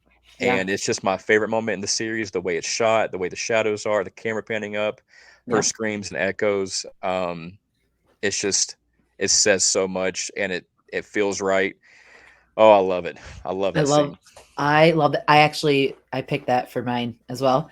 Nice. Um, I'll talk about another scene, but that you said it perfectly. Like just everything about that scene, and when the music kicks on, when she screams his name, and then it's a beep, beep, beep, beep, and it just that's Oh where I feel man. like it's the Carpenter mixed with like the '90s slasher. Do I dare say? Like I hate Yeah. grouping it, but I feel like we had Scream and Scream 2 and Urban Legends and all those awesome slasher movies. I feel like this was a Halloween movie in an era of the '90s slashers, and it fit perfectly.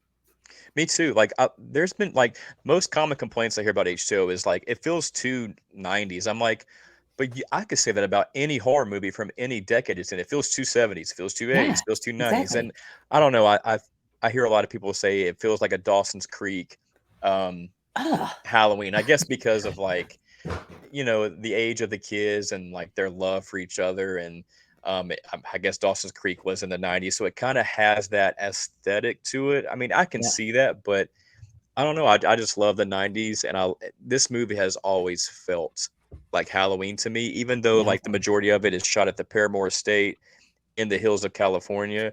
yeah, There's something about it that it just doesn't beat you over the head with like a Halloween aesthetic like a lot of films do. Like it's subtle, like yeah, even like the little surprise party John throws for Molly with the banister and like the little candlelit dinner and like the snacks. Like that feels like a genuine Halloween thing I would do. yeah. I love the opening. The opening is like, Oh, I love the oh opening. man, like Nurse Marion. top tier Halloween vibes with, yeah, just like the damp street and Yeah, Mr. Sandman playing, and they're carving jack o' lanterns, and the kids are riding bikes trick or treating. yeah. Like it feels like the lighting is lit by the ambiance of like the fall. I don't know. It just feels really Halloween to me. That It's so movie has good. always felt very, very Halloween. That was the first Halloween that I saw in theaters, and Nice. I was so excited to have Michael finally back on like the big screen, and I could see, a Halloween movie in the theater, and I was on cloud nine, and my girlfriends Oh, were so like, cool. "We should have went and saw Bring It On," and I'm like, "Fuck you guys! Like this is amazing," and I love the beginning with Loomis's dialogue. Oh, and you got it like overlaid like the thunderstorm as we're in Yeah. Nurse Marion's office with the Yes. newspaper and the Yep. The clippings and like the transition. oh man, it's so I love great. it. It's so and even like so I could even so far as like talk about the gate scene, because the gate scene is like that moment for Halloween fans when they Yep. come face to face, and even the tense chase and the dropping of the keys and Hmm. when they get back and they're like you could feel Michelle Williams and Josh Hartnett Oh my like God, phenomenal. giving in that scene. But I love the scene where they're coming up from the party looking for everyone, and you see the blood on the floor, The blood and Josh trail. Hartnett is this is a sick joke. And Yeah. then when he delivers that line and they have that look on them and you're like shit's about to go down. And they open up the fucking door, the girl's hanging by the light, like Yep. it was amazing. I a lot of people say there's not enough kills, not enough blood in H2O, and I disagree. I think just that one kill alone, where Michael kills Charlie and Yeah. hunts Sarah down, like slices her leg, she Oh gets yeah. caught in the dumbwaiter. He Hmm. cuts the rope, it like chops her leg in half. She's all mangled. She's like trying to crawl away. He comes up there, steps on her damn throat, Oh stabs my her to God. death, Yep. and in typical Michael Myers fashion, he ends it by hanging her like an art piece in the Yes. pantry. I Yeah. love it. I It's love it so much. perfect. It's so ruthless and brutal and like right in line with what Michael does. I Yeah, love it. even like the death scene of her boyfriend when he comes out of the curtain and he does a Halloween 2 style with the knife in the back and he like rises up like the chicken in the original 2. Love that scene with Alan Arkin. Yep, and I Yes. love the way Michael looks at Laurie as he's like Mhm. as he's stabbing and raising Will up in the air, where he's like, "You're next." It's Yes, cool. like it's you next time, bitch. Like I'm It's gonna cool. get you. So Yes. there's so many good callbacks and nods Yeah. in that movie that are just so tastefully done and poetic. I just How love it should be H2O. done. I love How, it. yeah, and that's you said it like it that's how it should be done. These little Yeah, subtle nods, not these like ridiculous in your face type things exactly. like bringing back OG characters just to kill them. Yeah, just bringing them back for no reason at all, just to bring them back to say, "Hey, guess what? We're bringing back these characters. Aren't you excited? We don't know what to do with them, but give us Yeah. your money." And then we're just going to kill them ridiculously and it's just and Oh, the way Nurse Miriam was killed and in oh, Kills, didn't it Jesus. piss you off? Like it literally It, it- it made me yeah. so mad. And then on top of that, you have to throw in that stupid goddamn line, this is for Dr. Hey, Loomis. I'm Michael, like, this is for Dr. Loomis. Click, click. yep. Oh, oh. I cringed. I was so embarrassed in the theater. I'm like, Who would why? write What is that? happening? Who would write that? And then even Charles Cypher's Ugh, Sheriff Brackett, where yeah, he's just this old fart working as a security guard in a hospital, and yeah. he's got his cringy line that his it's his iconic catchphrase. Apparently, he says every Halloween to people. What does he say? He goes, "Hey, Michael, it's Halloween." Yeah. I can't even say it. I know. It's like, Everyone's entitled oh, to one good scare. It's so stupid. I hate it. It's And so then he gets ridiculous. sliced out for no reason. And Tommy's Oh terrible my in God. Kills. He's so annoying. Yes. And then you keep Lindsay alive for ends to do nothing with her. I forgot she was in Ends. What does she do? Yeah. She's just in there with Lori. I don't even know what she does in Ends. Do you remember like I don't she remember. well, I'm not gonna say do you remember because obviously, but like she has like one line in the kitchen and then she's the bartending. That's Oh it. yeah, that's it. Yeah, Like, cool. okay, so right now as Halloween's playing in the background, why didn't they I said it last night in the live, why didn't they have her be in the final fight with Michael and Laurie? Would have Like been have cool. her yeah. I would have loved Halloween 2018 starting out with either Tommy and Lindsay together or starting out with Mhm. one of them or a Yes. completely new character entirely.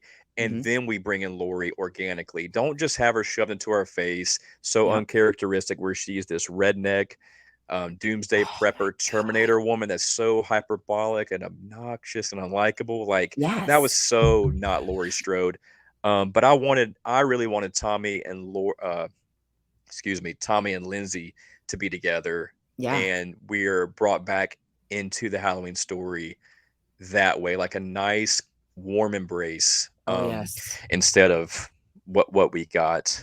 Um, I I'm so glad that you said that because I never thought of that. And mhm. that would have been magical and I probably would have been super giddy to see that happen because you're right like they did Lori so dirty in 18 and then to 360 it to this vulnerable side where I actually the scene where she's on the side of the road with Allison like that's sad like I thought that I don't know why it brought out so much emotion in me but I felt bad for her like I don't know just you could see how upset she was Hmm. and you get to see that side of her I Oh, in 2018, yes I enjoyed I yeah, I didn't like the doomsday prepper make her out to be like she's crazy rightfully so you got attacked by Michael fucking Myers like why yeah, wouldn't you but be I could be more forgiving if they didn't retcon Halloween 2, where she was still getting chased after him and he Yeah. killed so many more people, but they just made it about 78 where he killed a couple people Yeah. and that was it. And she's been um just obsessed about that night and him for 40 years. Yeah. Just didn't buy it at all. Nope. I completely agree. The more that we talk about it, I just get so Gosh. angry and I try to like block that out. It's like a bad relationship. You just try to Mhm. block it out of your head and then you hear stuff and you're It like, is. "Oh yeah." Well, then, I mean, to each their own. There's so many people that pound the table for that trilogy. I'm just like, uh, how? Like, I know how? why. How? I don't How's know. that possible? No, I'm with you. I'm with you. And I try to keep it to myself because I'm happy if people enjoy Halloween. I guess I have to take some sort of happiness, do I say, out of it because at least they're enjoying Yeah, it, but still it kind of drives me nuts. I'm But with you. With you. um I'm not going to go back on my one because we just talked about it. So H2O is number 1 for me because that I is the love it. epitome of slashers horror movies in the 90s. So, Love it. Love it. Well, here's my number one, and okay. this oftentimes I'm like, damn, this might be my favorite horror movie ever. I know I said Scream's my favorite movie of all time, and this All doesn't really right. make any sense, but this one might be my favorite horror movie of all time. It is The Blair Witch Project from Yes. 1999. I Oh my fucking god. love The Blair Witch Project. It works for me Yep. on so many levels. I think the Mhm. story is so realistic, so terrifying. I think the lore is terrifying. Yes. I think what really makes this movie work are the three actors, Mhm. Heather, Mike, and Josh. Like they just deliver some vulnerable, powerful. I keep saying powerful. I need to find a different adjective, but um, very, very emotional um, performances, Yeah. fearful performances that I just really buy into. And this is in my top three scariest scenes of all time. And it still makes my hair stand up Mhm. and my eyes water whenever I watch. I really kind of have to prepare myself for it because as much as I love the Blair Witch Project, like it still really does scare me Yeah.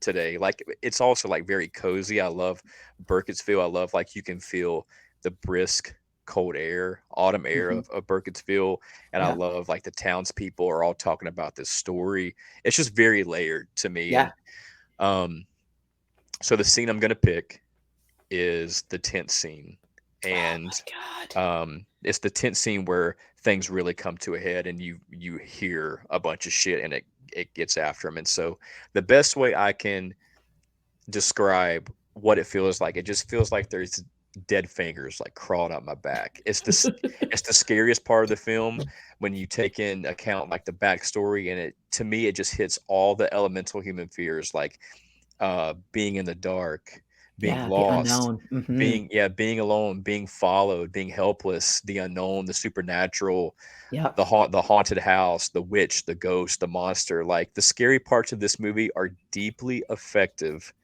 Uh, like to this day, like it's low budget, passionate, and to me, it's just brilliant. I think it Yep. sits at the very top of the horror genre. Um, Even if there are like better films, not a single other entry in the genre makes me feel as uncomfortable as that movie does. Like Oh it's yeah. just the sounds approaching the tent.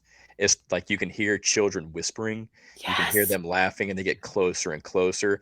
You think you can hear a baby crying Oh at my one god. point, and there's this Mhm. one point where, to me, I've always assumed it was the Blair Witch making this noise. It's this weird snarl, cackle kind of a thing, and Heather kind of goes, like right Yes. after it. It's always been so inhuman feeling, and they start shaking the tent and they're like, go fucking go, and they haul Yes. ass, and it's so that you don't see what it is. And I love that you never see Mhm. what is out there. You can just hear like the sounds, and you picture in your head what is out there. Like, is it Rust and Parr?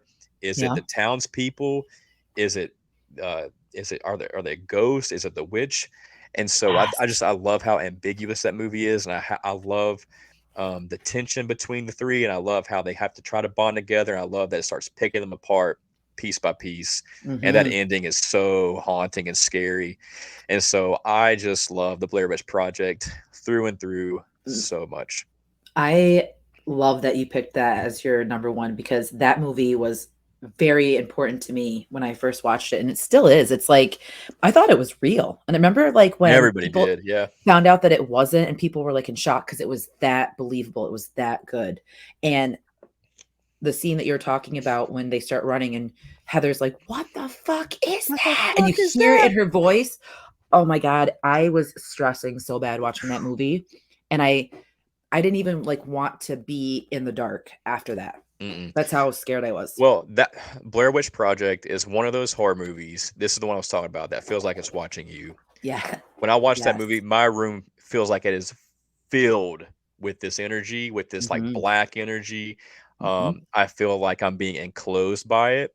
Yep. Um, just like how like um the three characters are being enclosed by this supernatural force, this entity. They're like their destiny, their fate. Yep. I feel that every time I watch this movie, like what an incredible movie that like really did so much for horror, the trailblazer for horror, Yep. sparked up the found footage genre. Oh yeah. And I still don't think it gets enough credit for what it did and what it continues to do. I think all three actors in that movie, they went through so much to make that movie what it is. Yep. I love the whole like I love behind the scenes stuff and the backstory. So if you're kind of interested in that, definitely check it out because it's just really I just love filmmaking and how things can be captured so Oh yeah. perfectly. Mhm. I love that movie. It's like when you're watching it, you feel like you're invoking whatever was out there, like whatever, you're thinking that was, because You it could do, be all of these possibilities. You're like, am I yeah. bringing this on? Yes. Now I want to watch it. I might watch it I tonight watch it every after. Halloween. Every Yeah. Halloween I watch it. Yeah.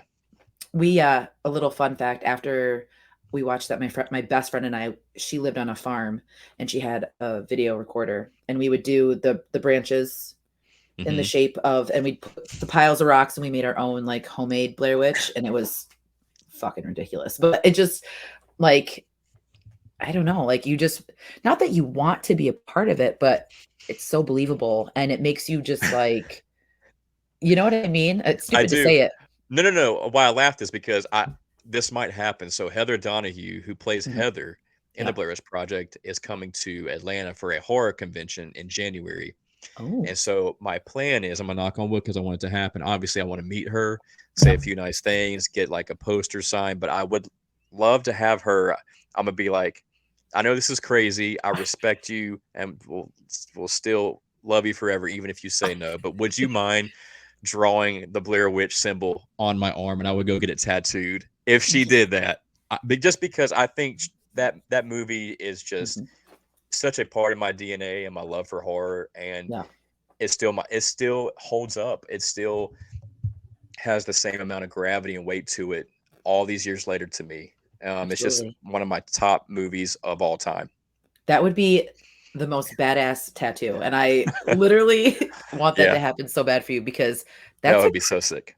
it's a creepy simple. Like I remember looking at that in the movie thinking that's not even like scary, but then when they come out and there's so many of them, it's so simplistic, but it's creepy Hmm. as fuck. Yep. I love that. That's a great idea. I Thank know. you.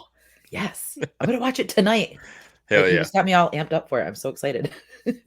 Good. So now we're on to the 2000s. We're gonna get into the, 2000s. yeah, which I think this is where we're gonna start getting shocked at possibly what we're Yeah, this putting is where down. the fun happens. Yes, because 2000s, I went back and I was looking at it, and it's like they did have some bangers. They had some really good, Hmm. like here and there horror, and then there's some other ones where I just like, Yeah. oh god, that was Yeah. made. Like I forgot about that one for a reason. Do you have just three for this, or do you have? Just three. Yeah, Okay, the rest is just three. okay. So why don't you start with your three?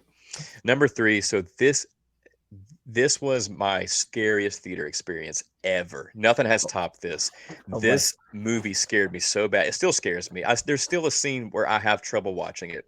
Mm. Um, and when this scene happened in the theater, I think I was in middle school. I might have been like eighth grade, was that ninth grade? It was around that time. It Mhm. came out in 2002. I was in eighth grade. And this scene shocked me. No other movie has done this. Has shocked me so bad that I instinctually, I didn't even mean to do this, threw my hands over my face because it scared me so bad. It like jolted this fear into me where I had to, like, my brain was like, don't look at it. Um, it is The Ring from 2002, and it is the Oh. scene. It's the jump scare of all Mhm. jump scares. It's the scene where you see the dead girl in the closet. Mhm. Oh my My god. God, my God. Yeah.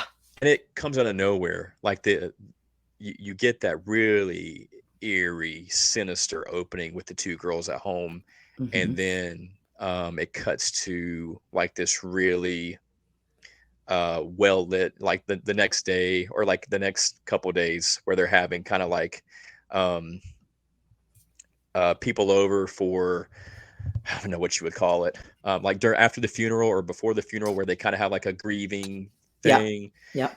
And the mom of the dead girl is in the kitchen, and she's talking to Naomi Watts' character, and she's just like, I saw her face, and it cuts to that fucking So bedroom, quick. and Yeah. the closet goes, and it opens the door, and she's just like crunched up with her mouth gaped open. It is so scary. It was, and it's That so scene, effective. Like, it's so oh my quick. God, that scene is so scary, and it's so effective. It burns into your soul, into your brain, Mhm. and that's the scariest jump scare, scariest scene I've seen probably ever. Oh my god, that movie, that part was like, I don't know if I wanna watch the rest of it. And that's another movie that I And it wanted to sets show the Roz. and it sets the tone, like, because it's almost equivalent to Pazuzu's face in Yeah. The Exorcist. Like, it's something so shocking out of nowhere, and it puts you on edge the rest of the movie. Yeah, it makes you feel uncomfortable. You're just Mhm. like, "Oh, I don't wanna see that again Yeah. or have anything like that happen," because it's so Yep. quick. Yeah. Jeez. Such a good jump scare. That's on, like, when you turn on the TV, like, watch free, whatever, that's on there, and I was Mhm. tonight when I was getting ready to do this, I'm like, "I'm gonna watch The Ring again." I haven't watched it in so long. It's great. It still holds up. Great Yep. story, great cinematography. I love how green it is. Mhm. Iconic. It just separates itself from um, a lot of horror movies today, but especially the ones in the early 2000s. Yep. It Great I feel remake. like it kind of paved the way for, like, those types of movies where you didn't get, like, a ton of, like, good jump scares, but it was still eerie, shot Yeah, well type of deal. absolutely. Yes. So my number 3 is one that you and I have discussed, and we both did not enjoy the film. Interesting. But Ooh. there was a scene that really captured my horror heart, and I still love it. It's Inside 2007. Okay, that's a great pick. Yep, It's a and great pick. I was going back and forth with the, um, hitchhiker in Texas Chainsaw with the shot through the Yep, head I was too. coming through, yeah, Mhm. or this one, and I picked Inside because it was very reminiscent of Halloween when Laurie and Michael are standing there, but when Oh, she I wa love your pick. I love yes, it what you're picking. when she wakes up because, I mean, that movie is so completely fucked, and it's Mhm. so, they say extreme, but there's a lot, but this was so subtle, and it made me feel uncomfortable sitting in my living room, like I was looking around because I just her face, it's so, like, Yep. and then it just kept panning back, and you just, like, see her go out of the frame, and it fucked me up, and it was so Yeah, scary, and it was done yeah. so well. It So is I very Halloween-esque, yeah, with just that slow reveal, and it's just subtle and it's haunting. yeah. Um, yeah, I know I didn't particularly love that movie. I was also spoiled by Martyrs, which is in my honorable mentions because I just like that movie just Yeah. grabbed a hold of me and did not let go and still hasn't let go. And so I was um still kind of like recovering from Martyrs after Inside, and that just set the bar so high for me. And Oh, Inside yeah. does a lot of great things, a lot of like gross, messed up stuff. But the story wasn't as like compelling as Martyrs was, and so it kind of lost me there. But I think Yeah. that scene that you picked is so great. It looks great, and in the scene before that where she's in the living room and she catches the killer outside her glass door that's just like staring at her, and she just like Yeah. lights up a cigarette, and all you see is Yes. like her face by the illumination of the flame, and she Hmm. starts taking pictures, like flashing the camera at the killer, and you get this really cool shot from behind the killer as like the camera's flashing and the killer's just Yes. standing there. Yeah, there's some great cinematography and inside. But isn't it funny? Isn't it ironic that the subtle pieces that were not gory at all are like the ones that stand out to us? Because Yep. there's so many scenes in that movie where I was like, ugh, like just how Yeah. fucking painful and extreme and gory it was. Because I'm not like a huge gore horror. Like I don't really, Mhm. it's not like my wheelhouse. I don't really watch a movie for the gore aspect, but those two scenes were like chef's kiss. I thought they were done so well. Agreed. Yes. Great pick. Great Thank you. pick. Thank you. Um, Next one. So I originally had Texas Chainsaw '03, the Van Kill. I went back and forth between the Van Kill Yeah. and Pepper's Kill, where Leatherface is wearing Kemper's face, and you get that Oh yeah. scary as hell shot where he looks over at Aaron. He's wearing Kemper's face, and his eyes are all big, and Yeah. like the cotton from Pepper's jacket's floating in the air. Hmm. Whoa, man, So what good. a shot. And I just love that opening. It just really sets the tone. It's really gross and disturbing. But that Hmm. shot where she blows her head off and the camera goes from the front of the van where everybody's just like, "Oh my God." Yes. It goes through her head falls back and it goes out the Oh, window. Damn. Uh like that's like fucking yeah, priceless. Like that that's top shot. tier shit. Yeah. Yeah, it is. So good. Great shot, and it keeps going out the van window, and it kind of Yes. just goes to a wide shot, and they get out, and they all throw up, and you just get like the Texas heat and the lay of the land. So I wanted to pick those, but then I was like, I don't think I can have a list without a Rob Zombie Halloween Yes. movie in there. I was So waiting my for it. next pick is Rob Zombie's Halloween 2, and it is the hospital scene. It's that opening. Oh man, like whenever Aubrey was talking last night on y'all's Yep. Core 4 live, I was just like, "Yes, Aubrey." I know I saw Um, you. You're like, that yes. was my guy. That was my Yep. guy. Hmm. I just love Halloween 2, Rob Zombie's Halloween 2. I know I'm in the minority, but I think it is just so stylistic. I think it's so mean. I Hmm. think it's so brutal. And it on the Halloween spectrum, it is the darkest of the dark. And I just love Yeah. that. I gravitate towards that. I love how different it is. I Yep. know it's got its weird issues like the white horse stuff. I don't love all of Lori's stuff with like her Charles Manson obsession. Yeah. Um, but those are just minor complaints. Like I really love like it really takes a awful and realistic look at like trauma, Yeah. with Lori and how ugly and how cruel like the hand that we can be dealt is and how we have to live with that, and is it going to Yeah. submerge us and fighting. So like I just love the themes in that movie, and I just love the ending. I think it's so Halloween where Lori, kind of like, it's because at its core Halloween is all about fate, and Yep. Lori's fate comes to fruition where she was always meant to either be evil or to die, and I could go on and on about H2. But the scene I'm picking is the opening where we're Hmm. introduced to Laurie Strode after she's been battered and beaten by Michael. She's all bloodied up and mangled up, and she's just walking the streets of Haddonfield. It's late at night. There's not a soul to be seen. It's like Yep. dark and dreary and wet. And Sheriff Brackett pulls up, played by the GOAT, Brad Dorff, who is Yes. incredible in this movie. And I really wanted Hmm. to pick the scene where he gets back to his house and he like fails as a parent to protect his little girl Oh and God. Lori, and his daughter's brutally butchered, and he just Hmm. delivers such a powerful, heartbreaking performance. Like that scene, who that gets me every time too. But That he hit finds hard for me. That was like that scene. I it's was like, holy oh shit. my, and you get the flashbacks of Danielle Harris, Annie, as she's a Oh little girl, and it God. just Hmm. rips your heart out.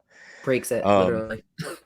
Man. But yeah, Sheriff Brackett finds Lori, and he's like, because Lori's got like a death grip on that revolver, and she's like in complete shock. Yeah. And he's like, "Give me the gun, give me the gun." He's trying to be comforting, and they go to the hospital and you get this really gnarly montage of like Lori's injuries where she's all fucked up and her Yeah. fingers are all messed up and she's got gashes everywhere. And I think Scout is really good in the scene where she's like in full panic mode and she's screaming and Yeah. she just is such a mess. It just feels really brutal and realistic.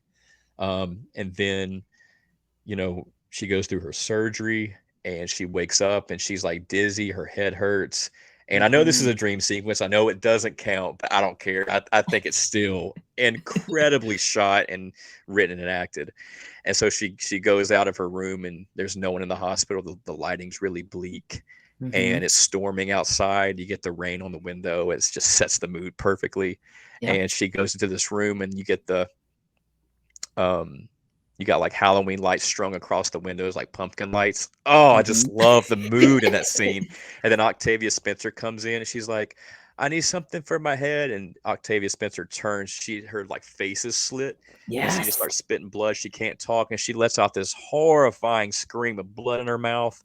And she tries to grab Lori, and then Lori like stumbles and backs up, and then here comes Michael, this like monster. And Yeah. the way he kills Octavia Spencer, where he's grunting, is so mean, it's so nasty and graphic. And I love Yeah. the shot of Michael like really stabbing her through the blinds with the Halloween lights. Yep. That's my shit. I love that scene. I love that movie.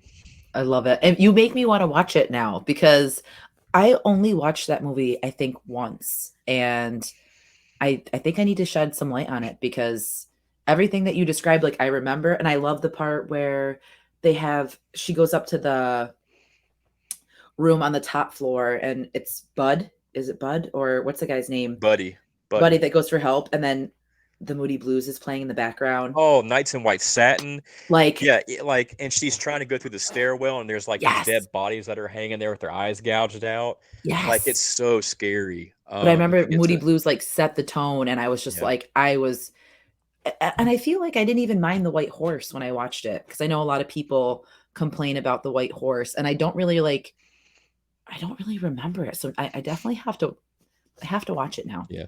It's a metaphor for something. I didn't really get it, but it just never bothered me, and I Yeah. just love how like unstoppable Michael is in those two movies, and it's just to me like what I took out of it is like why does Michael do what he does? Hmm. He's this unstoppable force. Is it to kill Lori? Is it to make them a family again? Or is he just this unstoppable force of nature, this vessel of evil that will destroy anything and everything in its path to make sure that fate comes to fruition Yeah. by doing all these things to make sure that Lori unravels and that she either becomes evil or that evil consumes her and this family. And I just love that evil wins, and that is Yep. Halloween to me. I love that movie. But like you breaking it down like that, it's like either way, evil's going to consume you in Yeah, some way. And it's like the fate that you don't want, but it's going to yeah, happen. And it does make it super dark. yeah. Damn it, Kevin. Now I'm like, Mm. I want to watch Blair Witch. I want to watch Halloween and Halloween 2. I'm going to do it. Well, good, good. Yeah, Yeah. I know art is subjective, and I know people despise Rob Zombie's movies. I'm not a big Rob Zombie advocate. I don't love his style, but Mm-mm. his two Halloween movies, specifically two, if you can't tell, man, I will pound the table for that and die on that hill. Definitely. I think it's his masterpiece. Honestly, I think I give him credit for tackling Halloween because that's, you know what I mean? Like it's a Yeah, movie that is held to such a high regard that for him to like want to make it his own and actually go and do it and have the yeah, reception that it did, I think that speaks volumes for him. Granted, I'm not a huge fan of like his other movies, but oh well, yeah, you can't please everyone. exactly. um Damn, that was now I'm like thinking about all of that and like just how you described it and Oh, I I could might go on more about it. Everything like I like that speaks to me what I get out of it, what I think his vision is. And I just love yeah. there's an interview with him where he's like, horror movies are supposed to be horrible. They're not supposed to have a happy ending. They're not supposed to make you feel good. They're meant to like really mess you up. And I think that's like I just love how unapologetic H2 is. And Yeah. he just goes pedal to the metal with the horror in Hmm. so many ways and themes in that. Mm, I could Damn. sing his praises forever. Well, maybe But I'll like digress. I'll watch them, and then like a future episode we could revisit and talk about it, Oh, I'd love that. because maybe I'll see it. I saw it so long ago, and now that I've seen everything else that transpired, Mm-hmm. that might change opinions on things. So, okay, Absolutely. I'd love to. yes, I'm being dead serious about that. But my next pick, my number 2, is going to be 2000's American Psycho. Yes, I And- forgot about American Psycho. Let's see Paul Allen's card. Yeah, damn it. yes, and I will. Oh my god, that scene! I love how pissed off he gets in watching them pull Yep. out their cards and doing all Nice. that. But yeah, and then you can just see it in his face. He's just. Ugh. But I picked the Dorcia scene. The way that he goes fucking ham on Jared Leto, Oh, the axe, everything, just like the blood with this perfect apartment. his little dance. Yeah. Yes, everything about that scene is just amazing, and I think that Christian Bale is perfection. I think he plays Yep. a madman in such a beautifully sadistic way. I don't know. That movie, I love it so It's much. crazy. It's so precise, and it's Yep. directing and lighting and editing and dialogue. And it's such a great dark fucked up comedy. The Yes. scene where he's running out with naked with the chainsaw, and he's just waiting, and he drops it on her, and then he lets out that really weird cackle. Yeah, Yes. And it's great. like when you get the ending, you're like, wait a second. Don't tell me that shit did not happen. Yeah. And then you get that and it puts I feel like it puts things in perspective of how skewed the world could be, Mm-hmm. how crazy someone can truly be and not Yeah. feed into the temptation. But then it's even scarier like when they do, clearly Yep. how things could have transpired. So I just love I remember the first time I watched it, I was like, this movie is amazing. So it had to be number 2. Pick. I completely forgot about American Psycho. Damn it. Well, that's going to be in my honorable mentions. It falls in the realm of I thought it was a 90s, and then I realized it was literally a 2000. So it kind of, I think that kind of falls on the wayside. But that's a good one. I like it.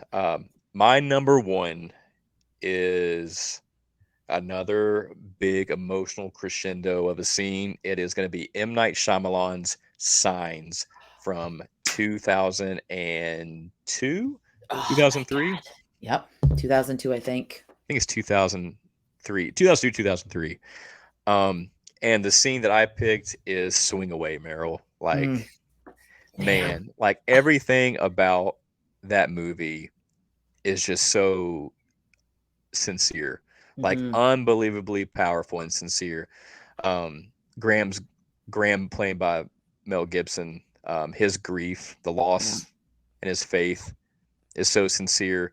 Meryl played by Joaquin Phoenix, like the love for his brother, like dropping everything, like letting go of the life that he had and moving in with his brother to help with that situation with his family. And it was so sincere. Morgan, the little boy who played by Rory Culkin, like he's so wise in this movie. And I love that his continuation and his faith is so sincere. I love Bo, played by Abigail Breslin, like her nervous little like germophobic tick is really sincere, and like the terror that is captured when the invasion begins is just so good. It's so authentic.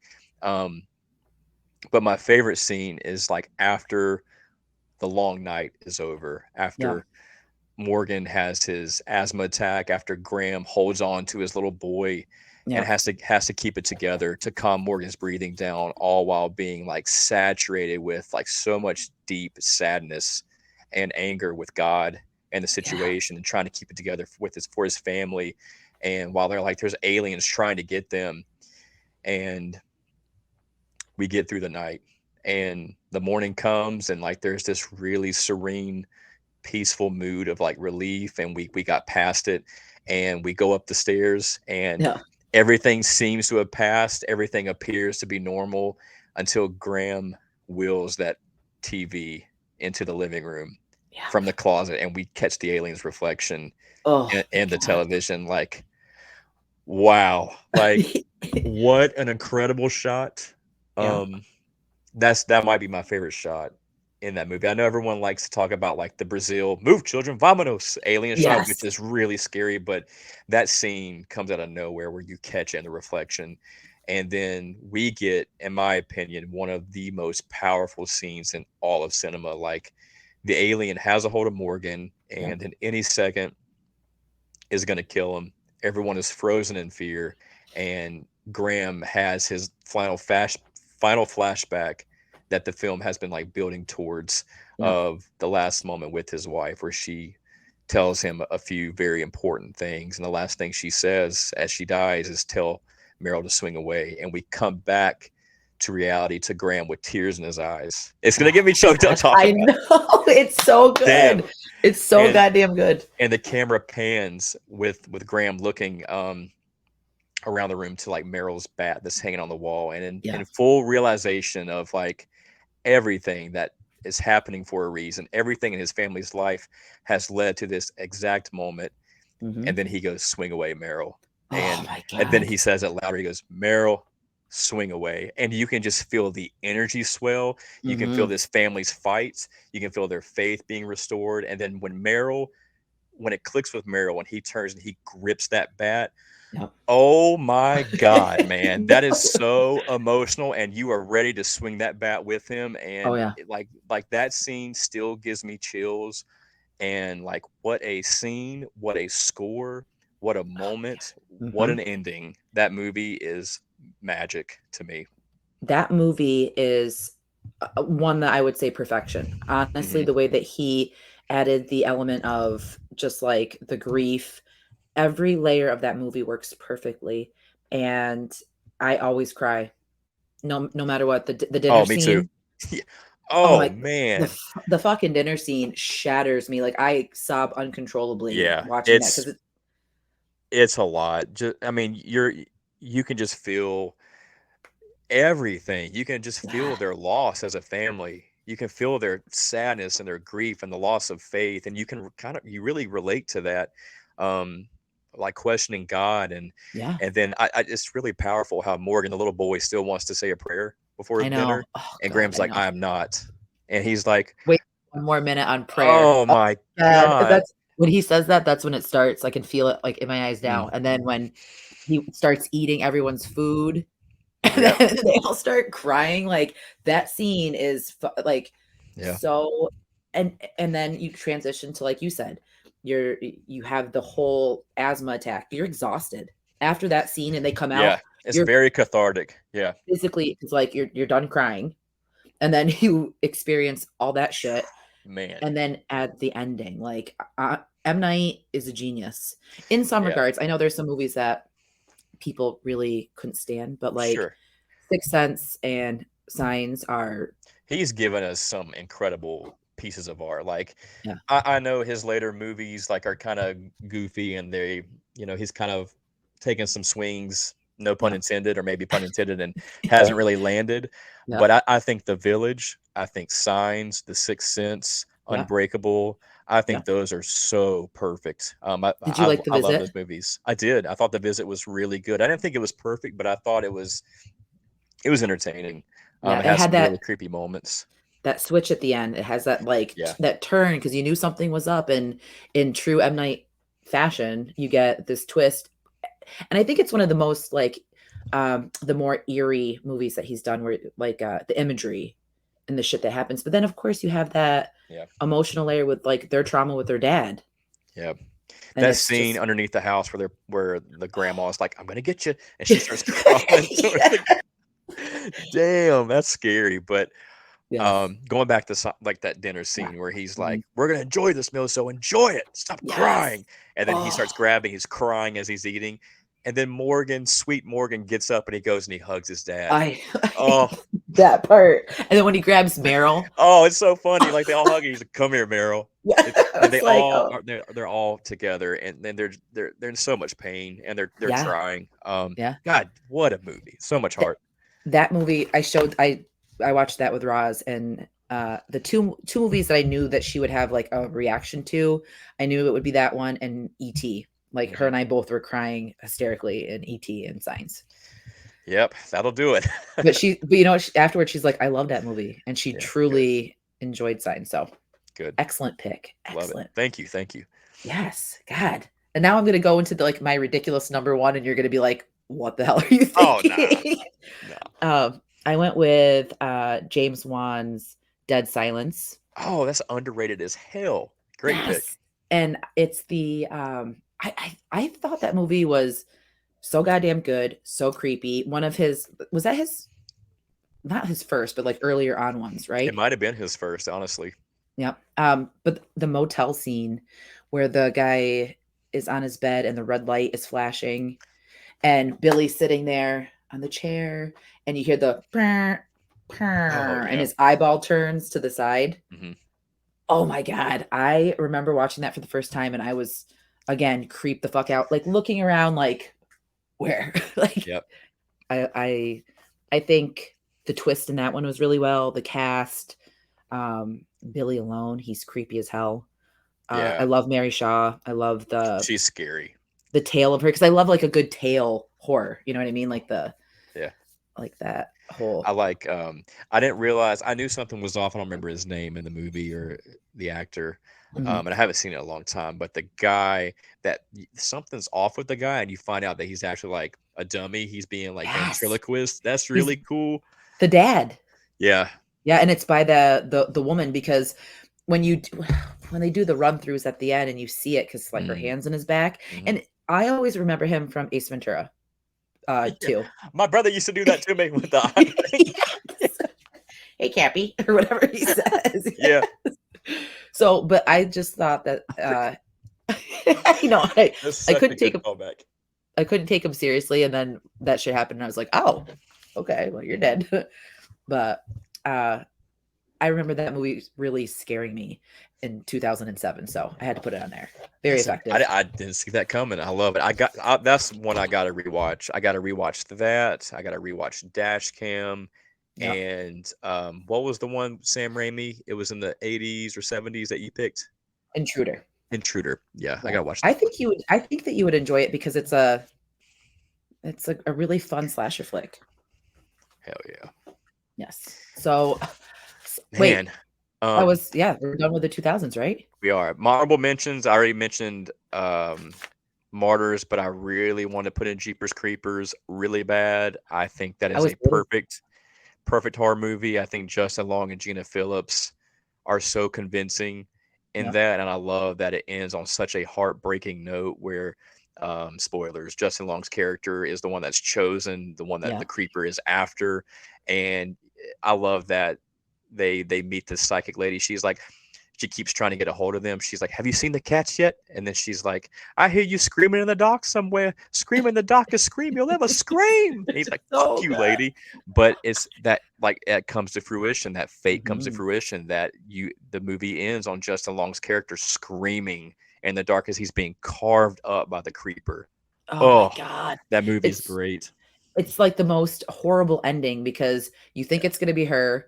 It turned and you don't want either of them to die, but then it's him. Yeah. You think it's gonna be her because like the girl always is the one that like the killer's after. Yeah. And you're never expecting Derry. And Trish is more, she's got more of a backbone. She's got more of like a um savviness to her. She's more badass than Derry. And I think what hurts so much is because I don't know, Justin Long's so likable. Yeah. And I don't know. That movie just has a lot of things going for it, aside from the director and not talking about the artist, just talking about the art. Yes. It's But I hard. really wanted to put that on the list. Just couldn't pick a certain scene because I just Yeah. think that whole movie is great. There's so many good scenes. That one is that one the head scene, the when he's dumping the bodies and you drive by and you see him like just turn and Yeah, stare. Like so that's and it yep. sucks that, people hate the movie or dislike the movie because of the director. And Yeah. it's unfortunate because it's a really good scary movie, but a lot of Mhm. people, you know, about everything. So Yeah. Yeah. But excellent honorable mention. I had another honorable mention. I did. I was going to do Texas Chainsaw. I did Friday the 13th. Ooh, Just because I love this. It's fun. I mean, it's very fun. it's a fun remake. I think if you're going to do a remake, that one was done well. I love the scene where Jason's on the person's cottage or camp or whatever, and the camera pans up into the side of him standing there with his machete. Yep, it's badass. I Yep. fucking love it. And if I'm remembering correctly, it was Marcus Nispel who was the It's same. director. Yeah. Yep. Same director as Texas Chainsaw 03. And he did some great things in that remake. I think that Yeah. opening, that like 25-minute long opening, Yes. is incredible. I wish we could have had that for the entirety of the movie, instead of following Jared Padalecki. And like that movie has always felt like Abercrombie Abercrombie and Fitch like greeters that are greeting you into a haunted attraction. That's what that movie Yes. feels like to me. But it's still really 100%. fun. I think Trent is really funny where he's just like, your tits are stupendous. Perfect nipple placement. Like it's so stupid. It's I so stupid. But I loved when he got killed. I was like, his death's badass. Love yeah. his death. Yeah, Of course you want him to die, but like it's done in the best way possible. And absolutely. I even like the weird fucking dude in the barn with the mannequin, and that's when Jason gets his mask.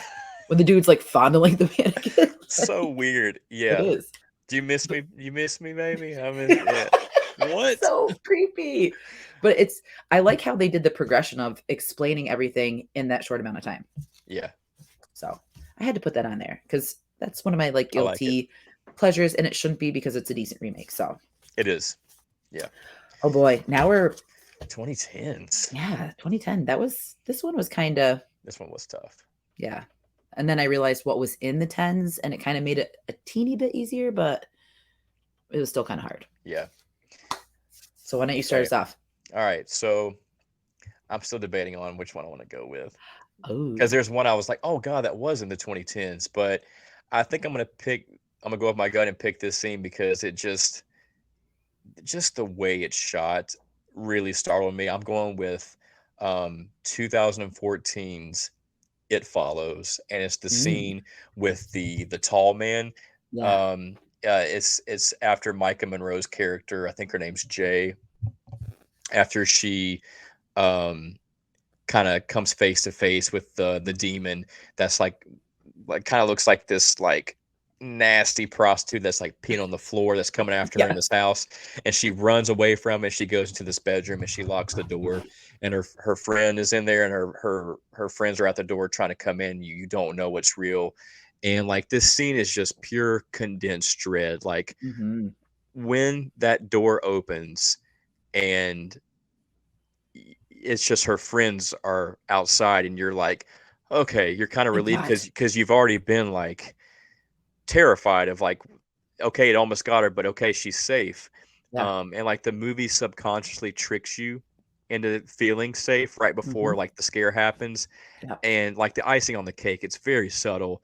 There's no jumping at the camera, just like a guy calmly walking into the room, no loud noises, and instead So it's just like scary. the soundtrack like kind of bubbles up and like kicks in. Yeah.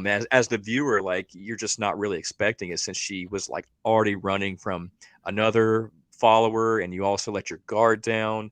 Um, and when you see it's her friend who's knocking, like you're in the small room, and I don't know, I just think it's so subtle and it comes out of nowhere, and it's just like really invasive. Yeah. Like he's so tall, he invades the whole frame, making it feel like he's like right in your face. Oh yeah. And so I had to pick that one. I really do enjoy It Follows. Like 3/4 of that movie, I think, is just fantastic. The last quarter of it kind of falls apart for me, but I think the premise is really cool. I Yeah. think the cinematography is really well done. The directing, Micah Monroe's great in that movie, and I think it's Yes. a really scary concept, something that's always like coming for you, kind of like Michael Myers. Like it's always out there. You don't know where it is, when it's going to get you, but it will Yeah. get you. And so That's I had to put that impending one there. doom. Impending Exactly. doom.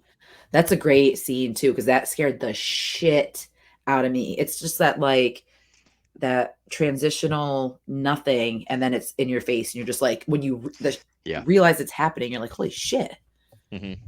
Yeah, great scene. Thank you. I know.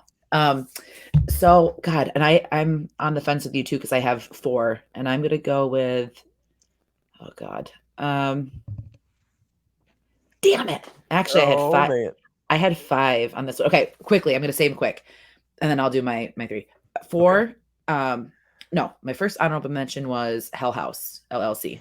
Hell House is super cozy. I like Yes, that. That's a very good found footage movie. such a effective one. The clowns were scary as hell. The Yep. scene that I'm gonna just touch on was the one where he's by the stairs and it's just the looking down and then he's looking back. That scene's great. Also the scene where the dude's just like in his bedroom and there's Yes, that creepy exorcist girl in the like he on the like floor. on the floor and he's like Yes, underneath the sheets and mm-hmm. then like the Like she's right camera there. and she's just like looking at you. Oh my Damn. god. That's a scary scene. Yes, Rosalind turned it off after she's like, I think I'm gonna go to bed. I'm like, are you scared? Yeah. Rightfully so. But I like that that. was incredibly done. And I do like the trilogy. I don't know if you've seen the other ones. I haven't, not yet. I will though. They're Um, fun. my friend Marie, she's a like found footage queen, Yep. and she introduced me to that one a couple months ago. And it's very simple. Yep. I just love that it's like up in New England or like in upstate New York, I think. And I love like the weather and the atmosphere and like the haunted house thing. And I love how they were really just going to open up this house with just like some strobe lights and a couple of clowns and spider webs. Like Yep. it's just a simple movie. It's Yeah. fun though. It puts you in that like spooky season and it's Yeah. perfect for that time. And then to go with the found footage and when we were talking about Blumhouse earlier, because this is a Blumhouse movie, but it's like a Blumhouse Mm. something, like they're little odd branches. I went with 2014's Creep. I just watched Creep for the first time last month. I, Did you like it? I did. I love Yeah. it. For the longest time, I think I didn't want to watch it because something about Mark Duplass was like off-putting to me. Hmm, hmm. But I just think he's great in both Creep and Creep 2. Yes. Creep Yeah, 2 is, Creep, I love it. Creep, it's such an odd little found footage movie. I love Peach Fuzz. That's so Okay. creepy. So that's the scene is Yeah. not the part where he introduces Peach Fuzz, but the ending and Yep. spoiler alert, but like that, I won't go into detail, but that whole just watching it and realizing, I mean, like you knew he was bad the whole time, but how simple it could be to trust someone Yeah. and not know like what their motive is and their purpose. I Yeah. think he plays it perfectly, and I found myself rooting for him in two. I loved him in two. Two's so different. It's like Bride of Creep, with Yeah, the girl. I did not expect that full frontal 10 I minute long scene to I what didn't the heck. either. I didn't either. Yeah. Um, But I like Creep 1 more, but Creep 2 is a lot of fun with like the banter between uh um what's his name in the movie? um, Aaron or yeah, Aaron Greg in or this one. something. Yeah. Yeah. He was Um Joseph in the first one, and now he's that's right. Aaron in this one. Yes. And It's even good. the opening scene of Creep 2 when he brings his friend and like that whole opening scene, like I don't know, I feel like they're kind of like again hidden gems in the found Yeah. footage field and I do too. The ones dialogue's that really good in both of yes, them. you find yourself oddly like liking Mark Duplass, You but do? not wanting to because obviously he's a bad guy. So with that being said, I'll quickly do my three. I'm doing The Conjuring 2, and I'm Ooh, okay. doing Alex scene where she plays cat and mouse with what's her name? Oh my god, why can't I think of Vera it? Warren. Farmiga? Yeah. What's her name though? Like it's something Warren. Lorraine. Right. Yes. And it's the whole painting scene when she's in the den and the Yes. picture and then it Oh, moves and it yeah. comes at you. Like that scene is I fucking love it. It's It's done so scary. well. It's scary and it looks great. Yeah. Yep. Great scene. Um, I also have The Conjuring on my list, but I'm going with the Yay. first one, Hmm. and it is the wardrobe scene where Yes. we see Bathsheba for the first time, and James Wan has this really great camera trick where he will keep something out of frame Hmm. just until he's ready to reveal it. Then he pans up or kind of pans over. He does Yep. that another time where we're following, I think, Patrick Wilson through the house, and then He gets to the staircase, the camera pans up real quick, and you see his daughter in her like nightgown, and she's just standing there. It's really Yeah. creepy, but I love how we build up to this moment where we see Bathsheba, where like the wardrobe with the hands clapping, where Yes. something's watching the kids, and I love when the girl is sleepwalking, she's banging into the wardrobe, and Hmm. they put her back to bed, and I can't remember what happens, but the camera. I remember being in the theater when this happened, and it was almost similar to my experience with The Ring, where that jump scare happened. But the Yeah. camera um, pans up, and it shows her just like creepy on the wardrobe, right into Oh, the face of Bathsheba, and she jumps down on yes. top of the little girl. So that's my pick. I think that scene. I'm like, fuck, that scene's coming. Here it comes. It's so good. I I like The was Conjuring a lot.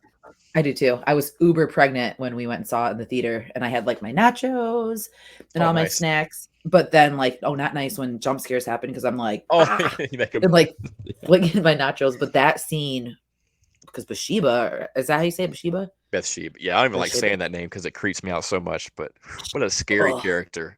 yeah. And it's like you don't hear people talk about it as much, but that was a very, very effective jump scare and just terrifying. Conjuring's Yeah, so good.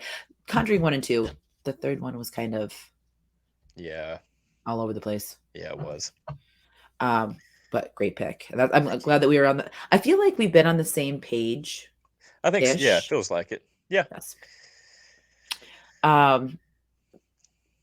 Okay. So, my second one is Scary Stories to Tell in the Dark, Okay. 2019, and it's the red room scene with Oh God. Is I that can't with remember the big lady. the big lady like that Yeah, wants to just hug you and like and yeah, swallow you? engulfs you in the That hug, gulps and you she's just like, "Brr," but the whole like build up with the lights and the siren going off and It's just the scary.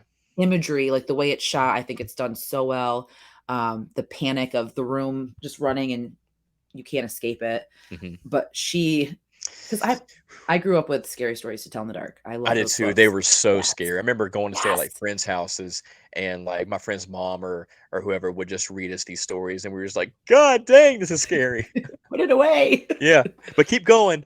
Yes, because that's how I just found because I thought I kept them and I found them at an Ollie's and I bought the Mm, whole set. So I'm really excited to pass those down to Rosalind. But I love nice. a lot of people hated on that movie. I loved it. I think it's good with the jangly man and a Yes, couple of the like the Scarecrow. entities. They look just like they do in the book, and so I think it's fun. Yeah, I and think I it's think good. for a PG-13, it was pretty. It was kind of creepy. I Yeah, think it it had was. delivered its scare. So I think so too. That's a great pick. My thank you. number one is going to be 2018's Hereditary. Oh yes, I knew it was gonna be on there. I could pick any scene from that movie. That movie is just when you watch that movie, it takes me like 2 weeks to scrub the dread off of me. I just feel like Hmm. covered in black dread, Yeah. and grief and just blah. But the scene I'm picking is the the ending where Peter wakes up, and the house is empty, Yep. and you see Annie, his mom, in the corner, just like staring at him, So scary.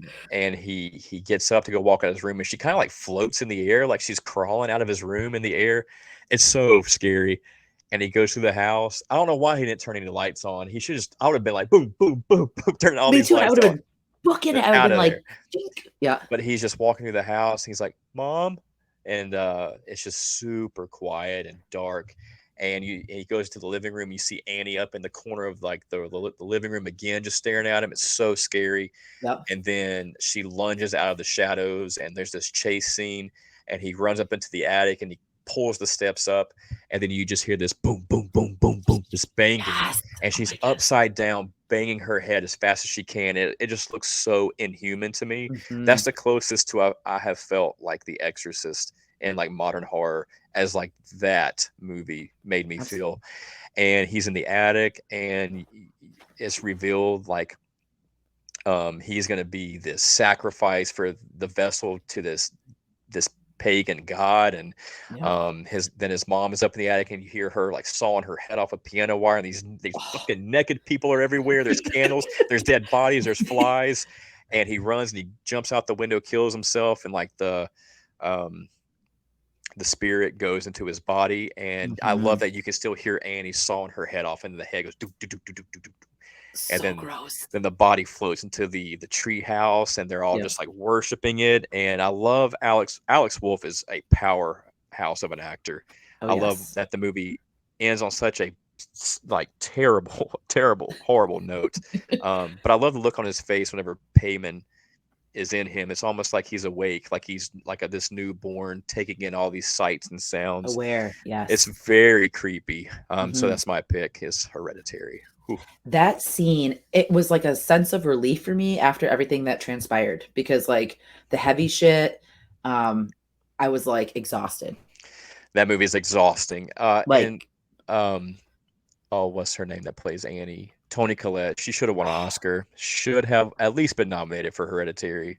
absolutely. She's Damn. she's like my scream queen. Like, I loved her in Yep. Sixth Sense. I love her in this one, but, like, just how that movie progressed and then to, like, have that ending where you get that was so creepy when I spotted it. I was, like, looking around, I'm like, "Oh my god," and then the head, oh, Yeah. it's just and I Yeah. wanna watch Hereditary because I haven't watched it multiple times just because of how heavy Oh man.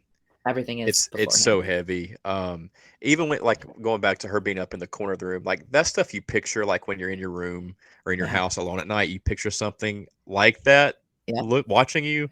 Oh gosh. Especially, like, your mom who, like, hates you but doesn't, and it's just oh, Mm. it's like it's perfect, and you're like, she should have won something for that role because Yeah. that movie fucked me up. I remember texting my mom because we went on date night to watch it, and I was like, hug Rosalind after the head scene and, Yeah. like, watching him go in the house and then hearing her freak out afterwards. Oh I was like, God. "Oh my god." Those screams are so guttural and Mhm. painful. Oh man, you can just feel it all through your bones. And then it cuts Yes. to Charlie's head on the highway covered in ants. Oh Mm. my god. I know, and it wasn't funny because it's not, but I was just when I saw it, I was like, "Oh my Yeah, god." that's all A you can do is kind of be like, God dang, like add just more laugh. salt on that wound. Yeah. Yes. Hmm. Ugh. Alright. Whew. Speaking of salt on a wound, kind of Oh, metaphorically, um, my number 1 pick is going to be not necessarily with the salt, but, Terrifier, the first one. love Two it. 2016, I have to put him in there because, Yeah. I love art. And it's a simple scene. It's just the pizza shop scene where you kind of you run into him in the alleyway, and he has those menacing white big eyes, and he's staring at the girls, and you're like, who the fuck is this like Yeah. crazy ass ICP looking clown? You know what I mean? Like, you don't Yeah. know if he's supposed to be funny, if he's supposed to be terrifying. And I love what we get from him with his looks over at the girl Hmm. and the playfulness. And then the next scene, it's when he had his Ooh, eyes all big and his mouth with the red, and he's just doing like staring at the camera. it's so weird and creepy. Yes, but Yeah. that's where it turned for me because I'm like, I like him. Yep. He's creepy. He's reminiscent of Pennywise, Hmm.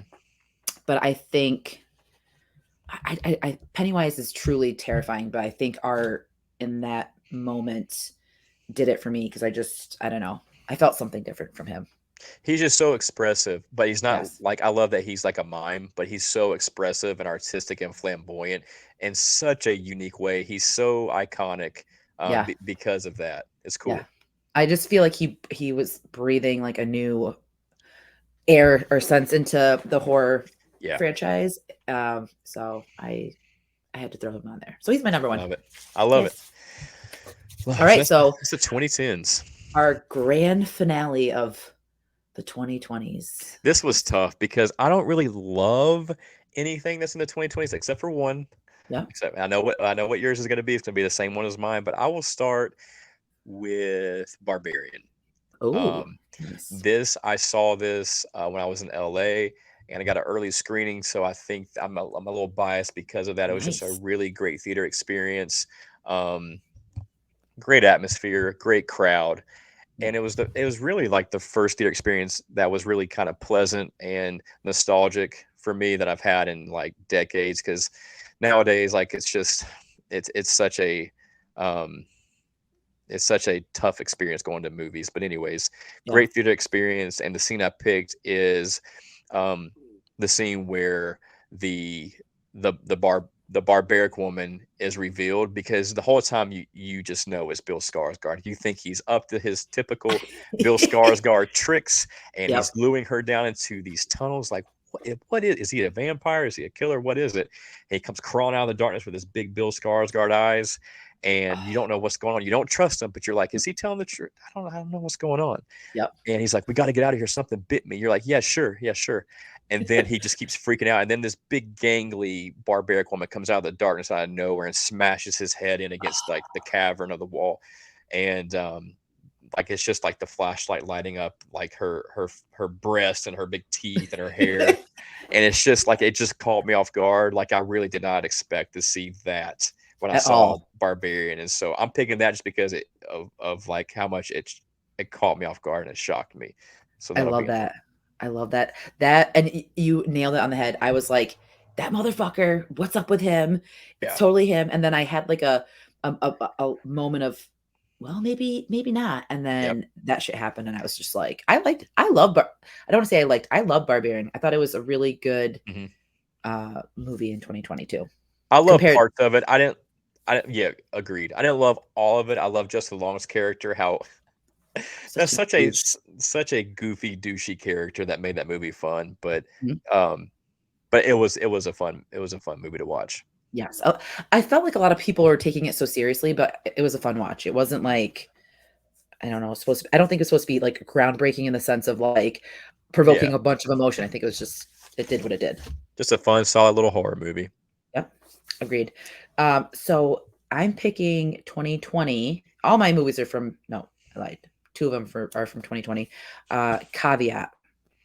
Damn it! I wish I would have picked that. Yes. And I almost fell by the wayside because for some reason Damn it! I thought it was in the tens, but it's Yeah. 20s. And the scene, there's two hmm that I was tossed up with, the girl in the painting, her eyes, Oh man. Yep. and that back and forth because they're so evil, and it was so Yeah. simple, but it was like stuck in, I would close my eyes and see her. And then the last scene in the basement with Oh my the god. mother popping up out, I could see it now, and it's just so, That scene where he like is crawling through the walls of the house, yep. and the only illumination you have is like the little flashlight, and he Mhm. hears something like down the walls of the house, and he Yep. turns and it's just the dead mom looking at him, and then she dives back into the hole. Whew, Yes.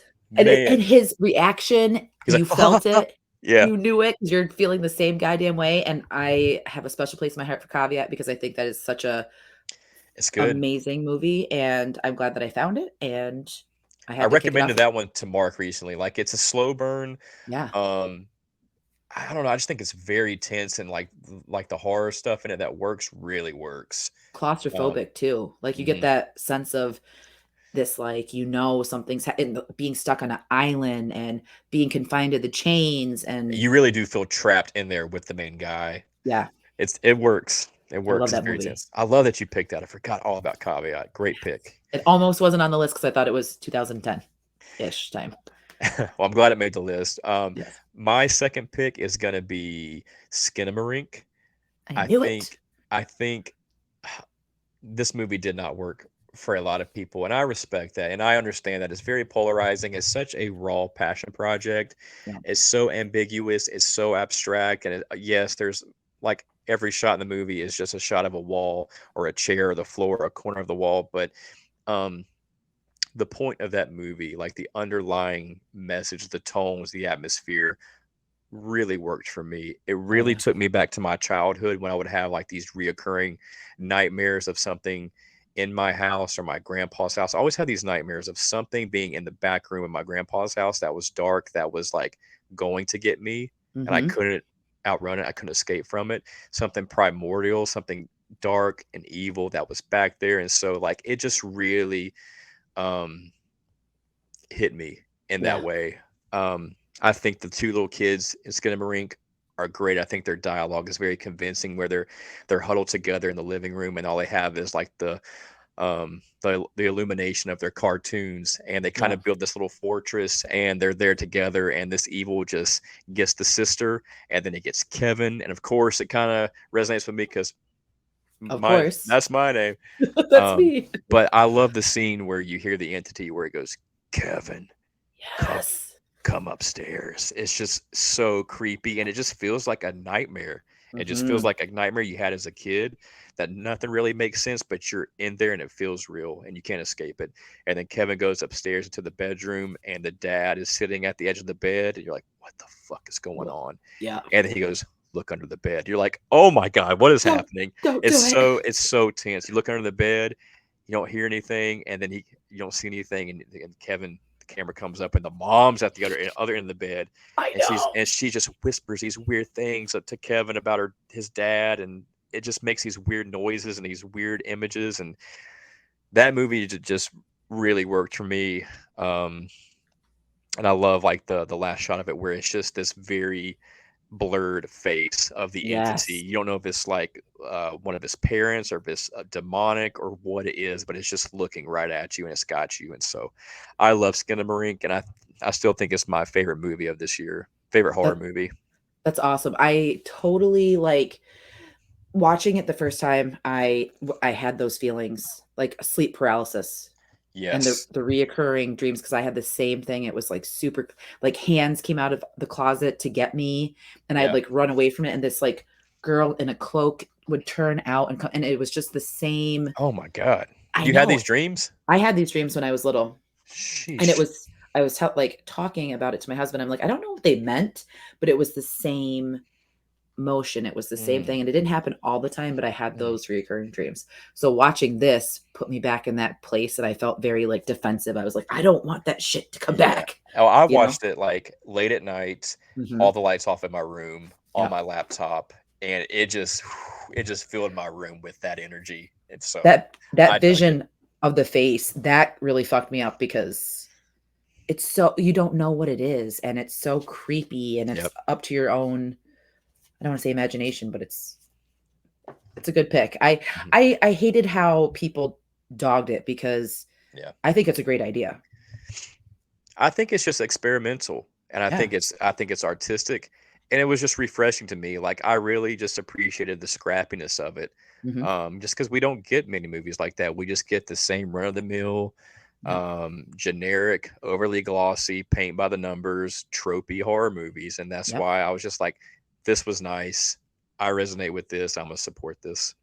I I think it's gonna after some time, like kind of like Season of the Witches, I think it'll come and it'll be like more of like a cult, more of a cult because I know Yeah, it is a cult I can following see that. now. But I think Mhm, that will happen eventually. But that's a great pick. agreed. Yes. Um, Thank you. welcome. My next pick is a found footage. I don't know if a lot of people know about it. It's from Shudder. It's 2020's Host. Oh, yes, by And Rob Savage. Yep. that one was so much fun. It was so short, so simple to the point. A lot of jump scares that audibly made me scream twice and like do that Yeah, because Host is scary. yes, and it's done in such a I love that it played on COVID and it played on Mhm. um us not being able to hang out other Yeah, than being on a computer. through Zoom. Yeah, Yes, and the scene that I loved was the face when she goes into the one room and it's that weird face and yeah. then it turns and looks at her. Oh, man, it gave me chills the Oh, way you talk about that. yes. Yeah. Because you knew something was gonna happen and then it happens and you're like, ah, and then the ending, and I won't give away the ending because the ending is, I think, the best part of the movie, but such a great, effective, amazing movie. So that's my Yep, number two. I definitely agree. I think it's underrated. I think it's forgotten Yes. about, it's slept on, but it's just it packs a punch. Mhm. Packs a punch, very creative, little found footage horror movie. I love the scene where they take the camera up into the attic and they're panning around, and you see just the feet Yeah. hanging. Ooh. Yes. Yes. So and even like when it's the loop and she's on the loop and then you're watching the loop and then she Yep. gets thrown into the it's just so well done. And I showed it when you have like those horror movies that you love and you know people are going to get scared. I showed it to my sister-in-law and my That's a good niece. yeah. And I was like, That's "What?" a go-to one. I'm like watching them on the side of my eye, and my niece literally rolled backwards and came back up. I was like, yes, It's good, man. Those jump scares hit, and they hit yes. hard. And I wasn't Great expecting pick. it from that. Yep. I went back and forth between Skinamarink and Host, and so I'm glad it's on your list. Yes, So that leads to my number one. I yes, think it's going to be mutual. It's going to be Terrifier 2. yes. And my Yep. scene is going to be the bedroom scene. It's going to be Mhm. Allie's death scene. Oh, yes. Holy crap.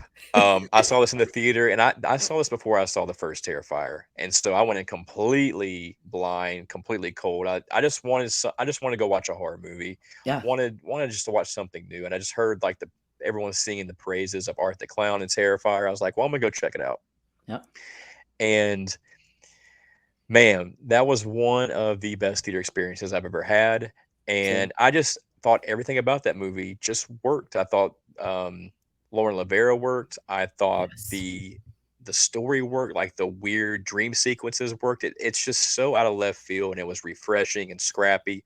I love Damien Leone, the director, who's also, like, the writer, who's also the makeup effects, like, I Everything. don't think Yep. people understand how tough just one of those jobs is, how consuming and how demanding it is physically and mentally. And for him to do all of that, I can't tip my hat enough. I can't applaud that man enough. Just super talented. I hope he has a very profitable career and gets a lot of opportunities. But Yep. yeah, so I love that whole movie, but I love that scene where we're introduced to Art, where he's like trick or treating. And I Yeah. love like the ambiance behind him of like the Mhm. fall atmosphere. And she's like, "You're kind of weird, aren't you?" And he's like, "Yeah." He's like twisting with his bag. Yeah, he's like, I "Yeah, love give me it. some cane." Um, and just that whole freaking death scene where it just never ends. Oh That's the first time in any movie in years where I had to look away because I thought I was gonna pass out. And I don't get queasy I ever, know. but I know. just like him twisting her limbs off, Oh scalping my her, god. stuffing her with salt, and where she's still alive when the Oh my mom god. comes in there and her face is gone. She's like, "Mom," and he's like smiling. It I is know. so fucked up, but I And the loved back and it. forth with the mom, like screaming, and he's like laughing and he's Like, pointing at her and yeah, look shit. at her. Look what I did. It's so mean. It I is. think what's his name, the director from Oculus and Midnight Mass, Sean Flanagan or Mike Flanagan. Mike Flanagan. I think Yeah. he coined the term mega slasher Hmm. for Art the Clown. I was like, that's perfect. That's what he is. That's what Terrifier is, and Terrifier 2 just was on a different level Yeah. entirely for me in the 2020s, and it's still way up there. Nothing's come close to it. No, and for me, I don't think anything will because I that was my rejuvenation of horror because I was getting so Yeah, bored and just like, oh, we're getting another one of these, and this is another remake, and we're getting a sequel to. yeah. It was just repetitive and just redundant, and Mhm. two, I loved one, and a lot of people didn't like one at Mhm. all. And even All Hallows Eve. Did you watch that one? I haven't seen it. That's a really good anthology, and I think that art obviously stood out in it, but the other two stories worked together, and Mhm. that's where I kind of like developed my love for him. But two, it's just so fucking mega slasher, like you said, it's just It's just balls to the wall. yeah. Like, it just goes for it in every way. And to have the performance from David Howard Thornton Yeah. to be as like big as Michael and Jason and Freddie, and to be so funny and comical. There was parts where I felt like a Mark Duplass. Like not Yeah. sided with Art, but I was just like, I fucking love this guy. Like he's Yeah. ridiculous and he's ruthless. But my number one is Terrifier 2, and it's the Halloween shop scene. Great, great scene. The glasses was so I saw it in the Yeah. theaters too. Excuse me. And it was one of the best experiences because there was older couple sitting in front of us, and I'm thinking, do they know like what this is going to be? And as the movie was progressing, the older gentleman, he's like, holy shit. And Yeah. the woman's like, what? And they're both loving it. And the theater was like filled with It's the people. best. and it was so like, and I'm a little kid just sitting there smiling, watching it. I was so excited. But the sunglasses part cracked me up. Then when he goes to pay for his horn and the guy's like getting Yeah. him attitude and he fucking screams at him and he's like with his Yeah. eyes and then he just fucking kills him. It's a It's great great. scene, and I love that, the director just recently acknowledged this after the passing of Paul Reubens, Pee Wee Herman, rest in peace, that was, Yes. um, kind of a nod towards the magic shop scene in Pee-wee's Big Adventure, I love that. the Halloween shop in Terrifier 2, so I Yeah. just love that little tie-in. I thought that was a nice touch. It just shows like his range because I love Damien Leone. He loves Jaws and he loved horror at such a young age and did his Yeah. special effects at such a young age. And then even the special effects shot of the guy's head and the whole beer Oh, man. bottle, it's so good. Like you watch it and yeah, there are times it does look, obviously not real, but I think that he's just so masterful Mhm. with his special effects and that whole scene. And then fast forward to the end and he's standing there with the guy's head holding it and they're like, "Oh, it's closed." And the kid's like, "Cool." And he just chucks the head. Crazy. I Yeah, love what it. a crazy movie. I actually met the actor, I can't remember his name, of the Halloween shop. I met him at a convention, and he was Oh, did so you? nice. Like, he just, like, started talking to me, and he was just very pleasant, talked about the poster I had, and, Yeah, just made me even more of a fan of Terrifier 2, but I'm I glad love it. it's our number 1, mega slasher, balls to the wall, super creative, unapologetic, what horror should be, and Mhm. I don't think we could end on a better note than that. No, and I'm so happy that we like had somewhat similar list and difference. The ones that we picked were Me too. amazing. But I just appreciate you sitting here for almost 3 hours talking with me. Of course, it flew by. I know, there's people listening have a lot to listen to, but I don't know. I love conversations like this about horror movies and things that we're passionate about that stirs our emotions and that just really speak to us. And so I could have done this all night, but I really Yeah, appreciate you having me on and giving me 3 hours of your time and letting me ramble and talk. And so of course. this was a blast. So thank you. Yes, I've been looking forward to this for such a long time. So I'm happy that we finally got to do it. We will come back with another episode because we are going to do Halloween. I'm already Yes. saying it now for everyone listening. Um, and do you want to do you have anything coming up? Like, for the Night of the Comments, do you have episodes coming up? Any filming locations? Nothing coming up as of right now. Filming locations, I just put out a couple. Those took me so long to get done. So I did the Stranger Things Yep. locations from like seasons 1 through 4, mostly 4. I did the Exorcist locations, mostly just the stairs and the house. I just did the Blair Witch Project, the Coffin Rock filming location, which was incredible to find. And fingers crossed, I'm going to do all of those around Halloween time and camp out in the woods on Halloween. That's like the goal Oh my for this God. October. I hope I get to do that, but nothing really to promote podcast wise or for myself. Okay. Just kind of hanging out and getting ready for spooky season. Cannot wait. I'm so excited. But I will put all of your links, all your socials in the description down below. I'm sure everyone listening is already following you. So I don't need to say it, but I'm going to say it. Make sure you're following Kevin. He's amazing. Thank you. And again, thank you to everyone that's listening. And, you know, I hope everyone has a good night. And Kevin, thank you again. Thank you. Have a good night, guys. Bye.